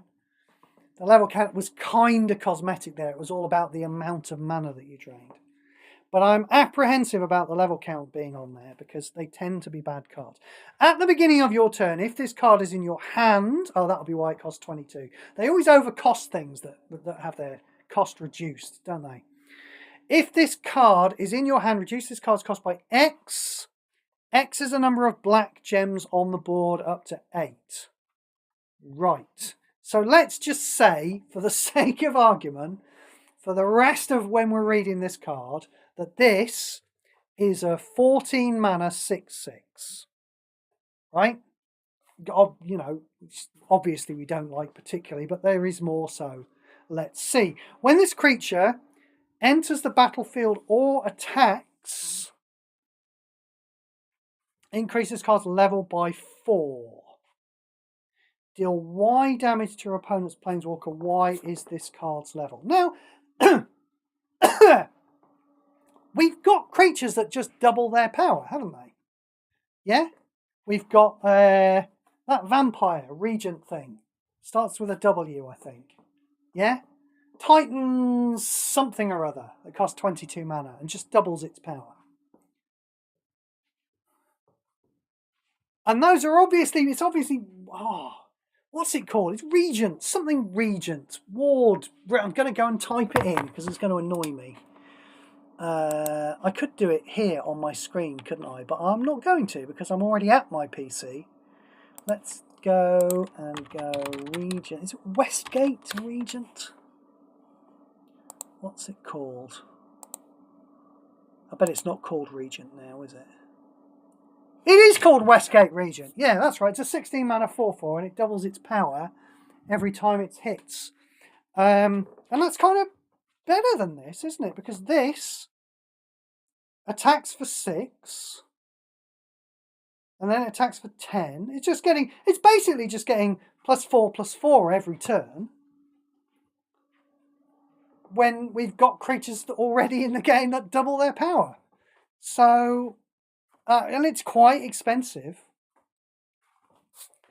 So probably low high shit tier, to be perfectly honest, you know? Just because it might be a 14 mana 6/6, it might be a 20 mana 6/6. I hate having to put out 20 mana cards when I'm mastering cards. Low high shit tier. Roughshod Duo. Right. I see what's going on here. This is obviously WotC's attempt to do that grouping of creatures that I was talking about before. You know, I was saying that in paper, there are 10 tribes, so maybe they should have left 1 or 2 out in Puzzle Quest. I think we've got some changelings in this set, haven't we? I'm pretty sure I've seen a changeling somewhere. But in order, so when you're drafting cards, that's the problem with, why not start a sentence at the beginning, Steve? That'd be a great idea. Don't start a sentence at the end and then work slowly backwards through it, because for everybody else, time works in a particular direction. Right. When you're drafting cards in Paper Magic, it's a bit dull if, you know, if you pick rabbits and then all you do is pick all the rabbits for the rest of the thing. So they have to, WotC have to come up with some little ways around that, you know, to create synergies between the different tribes. And this is obviously how they've chosen to do it in paper. Will that matter in Puzzle Quest? I very much doubt it. This is a 10 mana 3/2. It's got expend 9. This creature gets +3/+3 until end of turn. If it was, honestly, if that was a permanent +3/+3, I'd put it in high shit tier. Would I? Yeah, I might, actually. That's just weird, because it's obviously worse than the Rotten-Mouthed Viper, isn't it? And I said that was low high shit tier. See, the whole system is breaking down. Everything's just crumbling around my eyes. I've had to think about it too much. It was fine when I could just throw these assignments around at random. That's what it is, right? This is high mid-shit tier, right? No, I'm sorted. Everything's fine again. Don't worry. My world has not crumbled. This is high mid-shit tier. Well, no, it would have been if it was getting +3/+3 permanently. But it's not. Run away together. So this was the card. I mentioned it earlier. It was originally printed as 2 mana. It was originally completely broken because it was a 2 mana removal. What the original version said is return target creature your opponent controls to its owner's hand. Same sentence there. And then the second bit said, then return target creature to its owner's hand. Yeah? So when they first printed this, this was a 2 mana spell. You pointed at 2 of your opponent's creatures and returned them to his hand, which would have been very, very, very sick. Yeah? Definitely too powerful for a removal spell. I would still worry about bouncing creatures in this day and age because Galter exists, you know? So I would still worry about bouncing creatures. But 2 of them, getting 2 different creatures of your opponents back into the hand for 2 mana, you can't deny the raw power of that card. That was obviously a mistake. Like, just even looking at the old version of the card, you could just tell that the paper version, was going to say one of yours and one of his. Interesting, what the paper version says is 2 creatures controlled by different players, which is really neat, which means that they've thought about how that works in a multiplayer game. Yeah? But of course, in a 2-player game, it means one of yours, one of his. And that's what this card does now.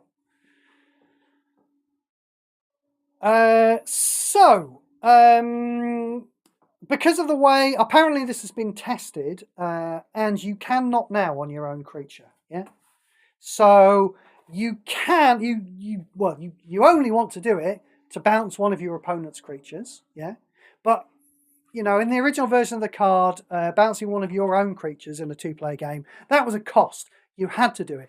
In this one, it's this version of the card right here we're looking at, it's an optional effect, which means you might still want to do it. If you've got a Conclave Naturalist, because yes, I am looking at this card and thinking about it for Colours of Magic, maybe you do want to bounce your Conclave Naturalist and play it again on the next turn and get the coming into play effect all over again.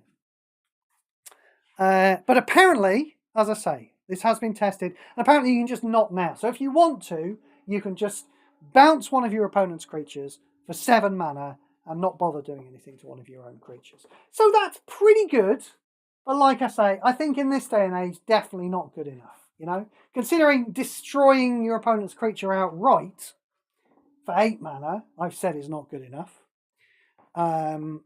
Simply bouncing a creature back to hand. Now, if your opponent has a full hand, I believe there are different ways these effects can work, but I believe with this card, the creature will die. So, you know, that's fine. But if they don't have a full hand, it puts it back into their hand. So, you know, it's kind of a ropey removal spell. But there still might be a place for it, frankly, in Colours of Magic. It's less important in Colours of Magic that you might give your opponent a Galta back, because he can't play it for 3 turns, you know? So, yeah, I would be looking at this card for Colours of Magic, but probably nowhere else. Rust Shield Rampager. When this creature attacks, if your opponent controls a creature with power 2 or less, it can't be blocked. And it's got, yeah, that's very mid-shit tier, isn't it? Salvation Swan. When a creature enters the battlefield for the first time during your turn, if that creature is a bird, exile a creature you control without flying. Okay, so it can't do itself. So clearly the way that this is supposed to work in paper is it's got flash, your opponent tries to kill one of your creatures and you go, ha-ha! And you bounce your creature, well, you temporarily exile it and then you return it to play. But because Webgore don't put a second's thought into converting cards between one game and another game, you're left without that effect going on.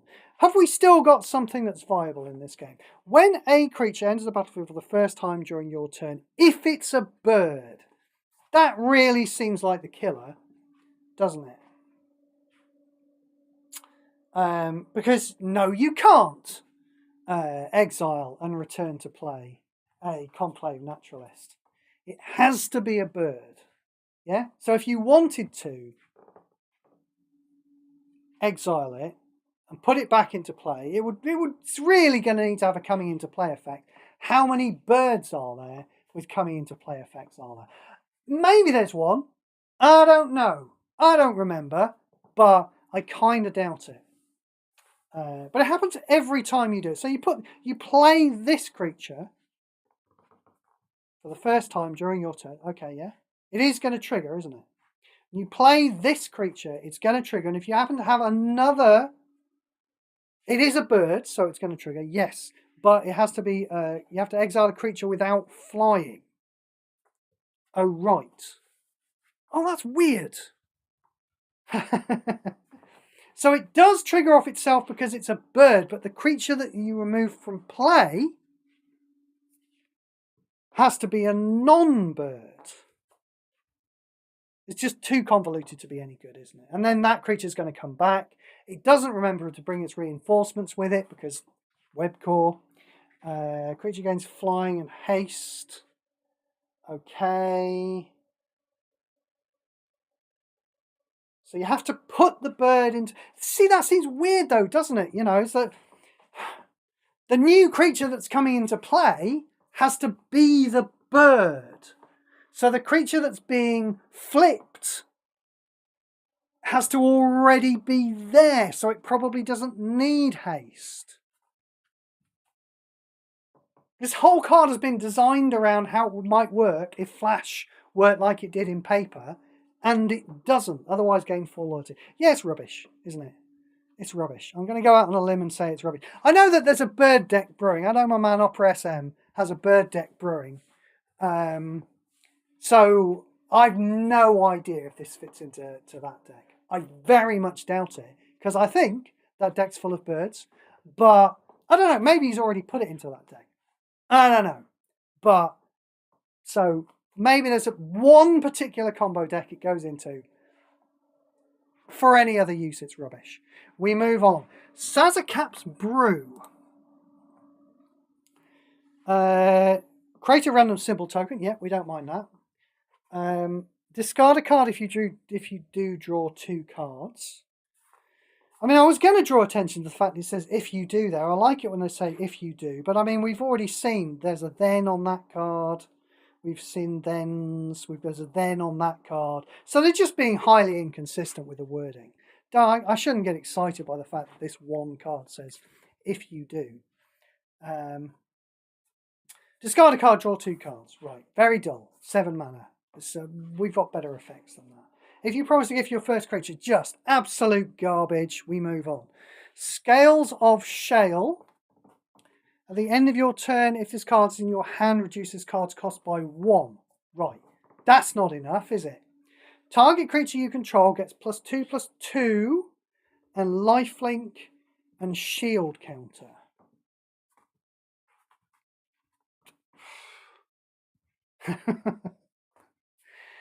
Yeah, my brain can't help itself. My brain can't help itself but go, well, do you know what? If its cost gets reduced down to 11, you could play it in Colours of Magic. It just can't help coming up with ideas than that. But that's not good enough, is it? Just a not good enough card. That's what it is. Is this a class? Yes, this is a class one. It appears to have it appears to have 3 shields, which is better than some of the other classes. It also appears to have like a squirrel necromancer on it, which is quite cute. That looks like a neck. Yeah, there's bones all over the place. And nuts, apparently, as well. Squirrel necromancers are into nuts, too. But I suppose that all squirrels are into nuts. That'll be why that is. When a creature you control dies, create a food token. Not very interesting. The beginning of your turn. Okay, so we're doing the level thing. And yes, we're pumping up the level, same as the other classes. So it gets 1 level every turn. And then the food thing is just a little bonus thing. Is the food thing interesting? I very much doubt it. And then we're having to wait for 3 turns before it does anything at the bottom. Your opponent loses 8 life. I mean, I guess. Yeah, you put this into play and you try and keep it in play and it deals 8 damage every turn. And then 4 or more, return the first creature card from your graveyard to the battlefield under your control. It's just all a bit slow, isn't it? I like both of those effects. Imagine this card doing both of those straight away. It'd be sick, wouldn't it? Even for 13 mana. Yeah? 13 mana, 8 damage a turn, and returning the first creature card from your graveyard to the battlefield. That would be sick. Having to wait 3 turns for 3 or 4 turns for those things to happen just really takes the shine off it, doesn't it? Make the numbers lower. Scrap Shooter, what do we got? Your opponent gains 5 loyalty. That is the mid-gift. When this creature enters the battlefield, destroy an opposing support at random. Right? 13 mana. That's no good for Colours of Magic, is it? Don't really like the reach. Oh, now, but we're doubling up here. Okay, so when it enters the battlefield, destroy an opposing support at random. If you promised a gift, destroy an opposing support at random. This effect can affect Vanguard support. I mean, the big problem here is that token supports exist, isn't it? It's all very well destroying 2 supports. You could say that Conclave Naturalists is half as powerful as this thing, which destroys 2 supports. But yeah, it might not get the right one. So for 13 mana and getting a 4/4 reach, Demolition Field, yeah, Grist, yeah, Requisition Raid, yeah, even frankly the Great Aurora, just been absolutely left behind by power level, and the fact you can hide your supports behind token supports. I'm pretty sure this guy is supremely uninteresting. Pretty sure. Season of Gathering. Spree! Now, 2 things about Spree. Number 1, Spree's not a bad mechanic, is it? It's not a brilliant mechanic, but it's an okay mechanic. Yeah? It might be one of the best mechanics Webcore have made. Because they are bad at making mechanics. they're okay at making good cards. Not that we've seen a lot of good cards in this set. They're okay at making cards, but they've generally been very bad at making mechanics. But Spree is probably one of the better mechanics they've made, you know? You can play with some gen conversion, that can get you some Spree, or you can just make a cascade with your swap. That can get you some Spree. So I don't mind the fact that Spree's come back. The only thing is that, like, Spree is now represented by this little icon with gunshot wounds. Is that the kind of aesthetic that we want to bring into the lovely, cuddly world of Bloomburrow? Yeah? Are we bringing guns in? Is that what we're doing? To the lovely, cuddly animal world? It kind of doesn't work, does it? Like, I mean, if they'd changed the animation or the icon, but they can't change the icon now. If they'd have done that, that would have been good, wouldn't it? Yeah. If Spree did not have that icon, because they can't change the icon. If it had a different icon, and then the actual animation that happened was some gunshots in one world, and it was some lovely cuddly animal type things in this one, that would be good, wouldn't it? We wouldn't mind that. So aesthetically, I don't like that Spree's here. But for every other reason, I like that Spree's here, because Spree's really nice. It's a nice mechanic. Spree 1, destroy all support. Yeah, well, there you go. Up your arse, scrap shooter. Spree 1, destroy all support cards. This is obviously double-sided. Destroys all your supports. Obviously doesn't destroy vanguards. Unless it's bugged. But that's a nice, powerful effect for 10 mana, and Spree 1 always happens. Spree 2 can happen a fair bit. Creatures you control get +1/+1, weak. Creatures you control get trample and vigilance. Right, I mean, Spree 2, that whole Spree 2 thing is just piss poor, isn't it? But we might not care because, you know, we like the Spree 1. It's weird, that Spree 2 thing. Weird, isn't it? And then Spree 3, your first creature gets +2/+2 and fights the first opposing creature. This would be a better card if it didn't have Spree. If all this did was 10 mana to destroy all supports, it would be a better card. Because what might happen with this card... Yeah? Oh, that's my alarm going off. We'll finish soon. Well, tell you what, let's do all the seasons. We'll do all this because I know what's coming. I know the blue season that is coming up. So we'll do all the seasons and we'll definitely be finishing on a high note if we do that. Because get ready for the blue season, okay? Strap yourselves in and prepare for that one. I mean, it's obviously too good, but, you know, we can dream. Let's just go back to Season of Gathering for the moment. Yes, you'd rather have 10 mana to destroy all supports, full stop, wouldn't you? Than a card that says 10 mana, destroy all supports. Oh, and there's a chance that your first creature might just die. Yeah, that's actually worse. The Spree, all of the Spree stuff on here is actually worse. But you can't underestimate the fact that it is destroying all supports. I doubt I'm going to be playing with it. Well, in fact, I know for certain I'm not going to be playing with this. I'm going to be playing with Requisition Raid. I think that's what it's called anyway, isn't it? Let me just check. In fact, let me actually do this while I'm here.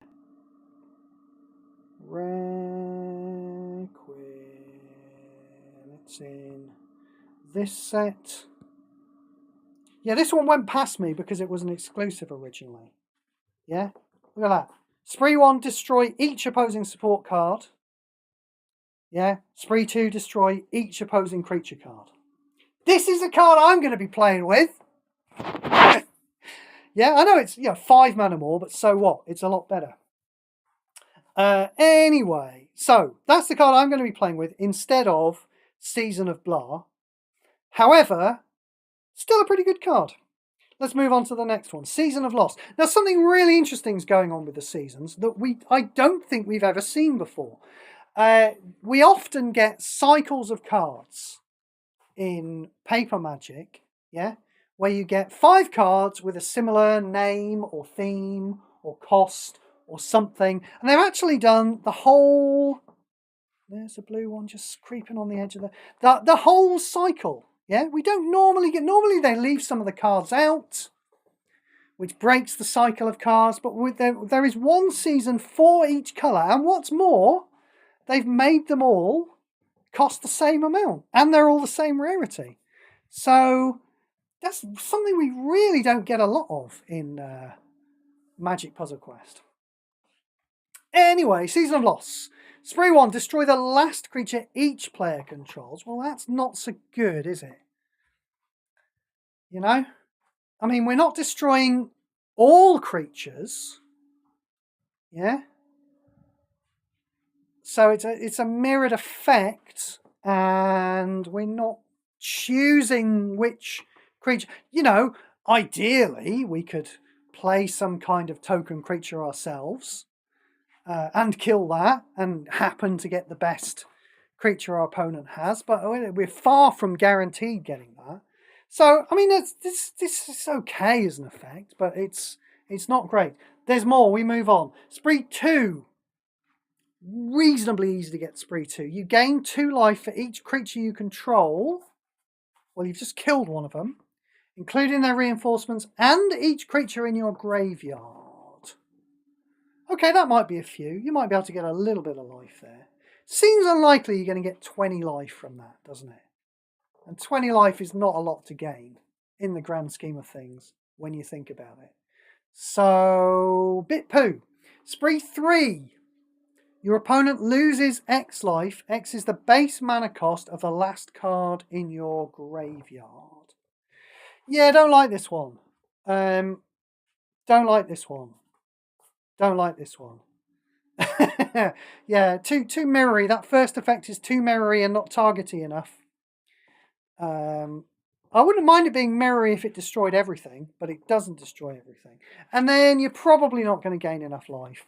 And then you're probably not going to deal enough damage. And also that's Spree 3. Spree 3 is a bit harder to get. If you're just making a swap and relying on cascades, you can wait a turn or two to get Spree 2. Bit harder to wait for a Spree 3. There's not enough going on in there. It is not as good as Season of Gathering, even though Season of Gathering only has one good spree effect. Season of the Bold. Exile the first 5 cards in your library, then draw a card. Obviously rubbish, but there is more. Spree 2. Deal X damage to the first opposing creature and to your opponent's planeswalker. X is the number of cards in your exile. Spree 3, create 4 gold tokens. I'm just glossing over the Spree 3 because this card is obviously all about the Spree 2. Now this might be the closest thing we've seen to a beacon bolt in quite some time. I think it's a lot harder to put cards in your exile than it is to put cards into your graveyard, isn't it? I mean, there are exceptions. Geneva, of course, will dump... What? Doesn't she like dump 30 cards into her exile or something? She dumps a lot of cards in here, although she is expensive to do. It's X, isn't it? That's right. Geneva's got like an X, so you end up paying 20 mana to put her into play. But if you have put that much mana into her, you do get about 30 cards or so, maybe 40 in the graveyard. Should we just have a look? Geneva. Oh, she's gone from standard. Because she's in Streets of New Capena. So we're disregarding that. Maybe the top X cards. X is the amount of... Yeah, okay, so she does put 20, 13 plus 6. Roughly 40 cards into exile. However, it was pointless looking at her because she's not in standard. The one effect I can think of that is putting cards into exile is, where are we? Here we go. Is Quintorius Canned. His first ability exiles 9 cards. I'm not sure I like Quintorius Canned. I bought him the other day as a Planeswalker. I have been playing him midweek a bit. I'm certainly not going to be playing him in a Coalition event anytime soon. You know, the idea with him is you just keep yourself alive for ages with by gaining loads and loads and loads of life, and then do something to win with. And if you're looking to do that, this might be the thing to win with. Yeah, every time you use Quintorius Can's first ability, you're exiling another 9 cards. It costs 7 loyalty. Sounds a bit expensive to me. But, I mean, we're definitely... I've always said, haven't I, the amount of damage to deal to anything is any finite amount of damage. But this just keeps scaling up all through the game, doesn't it? You can't even remove somebody's exile from the game, because exile is where things have been removed to. So, you know, the first one of these you cast might just deal the 5 damage. Maybe you've exiled a couple of cards yourself from your own hand. Maybe it deals 10 damage. You know? But, you know, maybe later in the game you cast a second one of these and you've already used Quintorius Can's first ability one time. All of a sudden it's 19 damage to your opponent and 19 damage to your opponent's first creature. This is worth looking at, I think. This is a card worth looking at. It does draw a card. This might even be like a card that you put into a combo deck to kill your opponent. Because I assume that it will cast, even if your opponent doesn't have a creature in play. And it does draw a card. As long as you've got Spree 2, when you kick your combo off, this will draw a card to replace itself. This looks like a pretty neat card to me. It's a build-around one, though. You know, you can't just... I don't think you can just throw it in your deck. There might be other Planeswalkers that I'm not thinking of who had just happened to exile loads and loads of cards just as you're playing them. But it seems like very much a build-around card. But I kind of like the design. I think it's kind of okay, that one. Let us move on to the white one. There's the blue one. The blue one's just on the edge there. The white one. Exile target creature. Spree 1. Boom. Can't argue with that, can you? Exile target creature. Gain 10 life. There's going to be more on this card as well. That's just the start. This could be really good. 10 mana. Exile target creature. Gain 10 life. If it was just that, it would still be a bit expensive for a removal spell for me. But there's more. Spree 2. Return the first creature with base mana cost 8 or less from your graveyard to the battlefield under your control. Okay. I mean, I know what that could be. That could be a Healer of the Pride. That's what I'm immediately thinking of in white. I'm just not quite sure. I mean, you're white. I mean, are you putting things in the graveyard? Yes, Steve, I am putting things in my graveyard because I'm playing Dakon. So I am putting a lot of things into my graveyard. But, you know, I'm playing... Am I playing Healer in the Pride with Dakon anyway? Because Dakon's just great at doing all kinds of strategies. I don't know. Spree 3, creatures you control gain shield counter 1. Well, I'm not really interested in that. That is a little, tiny thing. But it's basically nothing. So I think what we've got there is a removal spell that costs a bit too much, but has this interesting little effect on the end of it. We don't mind it gaining 10 life. I mean, 10 life is certainly, when you get to Tempt with Bunnies, which we will be getting through in part 3, 10 life is certainly going to help that. So yeah, I mean, it really just depends. If you want if you reckon you can really get loads of synergy with that Spree 2, you'll play this. Otherwise, there are better removal cards to play with. Oh, like I say, or the 10 life. Because there are cards that care about. Tempt with Bunnies does care about life. So, pretty good cycle so far, isn't it? Yeah, we had one really solid one, and that's a bit rubbish, and that's pretty solid, and that's pretty solid. Here we go. Spree 1. Return each card in play to the top of its owner's library. 10 mana. This is a total sweep. Getting rid of all supports and creatures for 10 mana. Yeah, and it's putting it on top of the library. It's not putting things into the hand. You know? So that's pretty much as good as destroying them. Not exactly the same, pretty much. For 10 mana. And there's going to be some more. Doesn't get rid of vanguards, of course, but, you know, that's probably a really good thing. You're probably going to want that yourself. Guff's going to be all over this, isn't he? Yeah?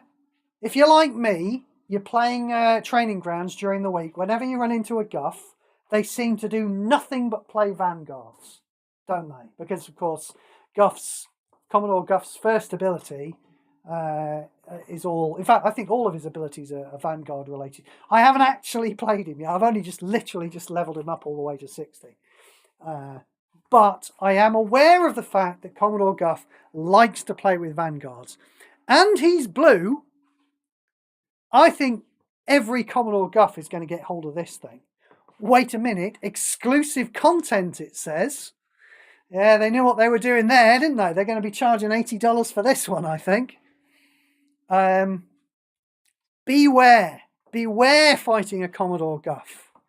Beware when he puts some vanguards down and you think, well, nothing's really going on here. Because any moment, he might completely wipe the board clean and leave his vanguards in play. I can't get over that effect. For 10 mana. And there's more. Spree 2. Shuffle the last card from your hand into your library. Then draw a card. That card gains 4 mana. Okay, so you've wiped the board. And then you're going to draw a card and give it 4 mana. Putting you immediately ahead to the tune of 1 card. It's not bad though, is it? But it's not like you've wiped out all the other cards in your hand. Like, you could have been sitting on that hand for a while. You're getting rid of 1 single card in your hand. Yeah? The game is going along. Yeah? You've got a Season of Weaving. You're not going to die anytime soon. So you just build up some cards and mana in your hand. Yeah? And Greg plays some stuff. And you build up a bit more card and mana in your hand. Yeah? And all of a sudden, out of nowhere, boom, you drop this. You drop it on a turn when you've got Spree. Yeah? So you wipe the board, all the other cards in your hand that you've been saving up and putting mana into, you drop those immediately. So you're ahead to the tune of all those cards minus the one that you shuffle away. But that card is then immediately replaced with another card that has full mana in it. Now, of course, it would be a bit annoying if the card that then gets replaced with full mana in it is another Season of Weaving. That might happen sometimes. You know, in fact, sometimes maybe 4 of them will chain off each other, and that'll be really annoying. Webcon never really seemed to realise. We have this with the lands, don't we? The fetch lands. They never seem to realise that cards might chain off each other. But that's a minor concern, to be perfectly honest, because it's not like you're screwed, is it? If they all chain, you've still wiped the board clean for 10 mana, and chances are. It's not going to do. The chances of chaining 4 of them off each other are pretty small, to be perfectly honest. You're probably going to wipe the board and then put down 2 or 3 cards. And you are laughing. And that is your game then, isn't it? Unless you're playing Guff with his vanguards, obviously. And then Spree 3 gain 10 mana. You know, whatever, really. I mean... That might be relevant, but really Spree 2 is all that you need to care about, yeah? You get this card in your hand, save up some cards and mana for a couple of turns, wait till you get a Spree 2 and you want to do it, and then boom. It's just sick. I can't believe... Maybe the non-control players out there are not too impressed with this. They're thinking, oh, I'm not going to play with this card. Just be aware it might get played against you. And I know Greg does not play spells highly. He does not put them at the top of his hand. You're not going to see Greg playing this all the time. You're not going to see him. It doesn't matter if he opens with it, does it? That's the time when Greg's most likely to play spells, is the first turn, when he's got less cards in his hand. And it does nothing then. It probably won't cast. But, yeah. Sometimes Greg's going to cascade. He's going to clear the board. Watch out for that with Guff. And watch out for that against me as well, because I am going to be playing the shit out of this card. Wow, is all I can say. I think it's probably too good. It probably won't get a nerf, for the simple reason that, you know, Greg probably won't play it very sensibly, or very much at all, given that he doesn't sort spells to the top of his hand. It's too powerful, it probably won't get nerfed. I will be going after this one in about 3 months' time, because it is apparently exclusive content, because they know what they're doing. Yeah, they didn't make the black one exclusive content, did they? They didn't make this shit one exclusive content. Yeah? Oh, I made that one exclusive content. Okay. Yeah, and the blue one. So, you know, I'm not paying $80 for that. In fact, I think this one is on sale right now, isn't it? For quite a lot of money. But this bad boy, holy moly. Yeah, I'm not paying real money for it, because they will be charging $80, I imagine, and I simply can't afford that. But as soon as this is craftable, I am having it. Right, I think we'll call it a day there. 177 out of 247 cards. We probably went on a little bit too long. We always do, don't we? But I wanted to do all of the seasons, so that is my own fault. So I imagine we can get part 3 done and dusted whenever we get round to that. Part 3 of the set review done and dusted in an hour and a half, probably. Thank you so much, people, for being in. Thank you very much, people in the future.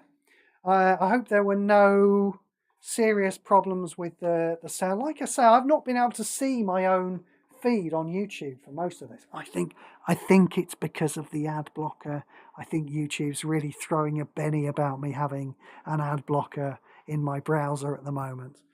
But I did keep checking every so often to make sure things were going along. The people in the chat, I think there's just been the Hunter and Schmara for most of it. Thank you, people. Thank you for being in. They kept me informed if anything was going on. And they seem to have been talking to me the whole time as well. So the feed should be fine. So give it a couple of days. We will do part 3. We will finish this set off. We finished on a very high note there, didn't we? But I still think the number of playable cards in the set is very low. And at least 2 of them seems to me are too good. This seems too good to me. Season of Weaving and Dragonhawk seems too good. So I don't like the set. But at least I'm feeling happy today. Because I got to get excited about a powerful card. So thank you very much. And we will go for part 3. As I say, probably in a day or 2. You know me, I'm very fickle. I'm likely to change my mind at a moment's notice about whether I'm doing it or not. And if you can be there, it'd be lovely to see you in. And I shall bid you all farewell. Ta-ta!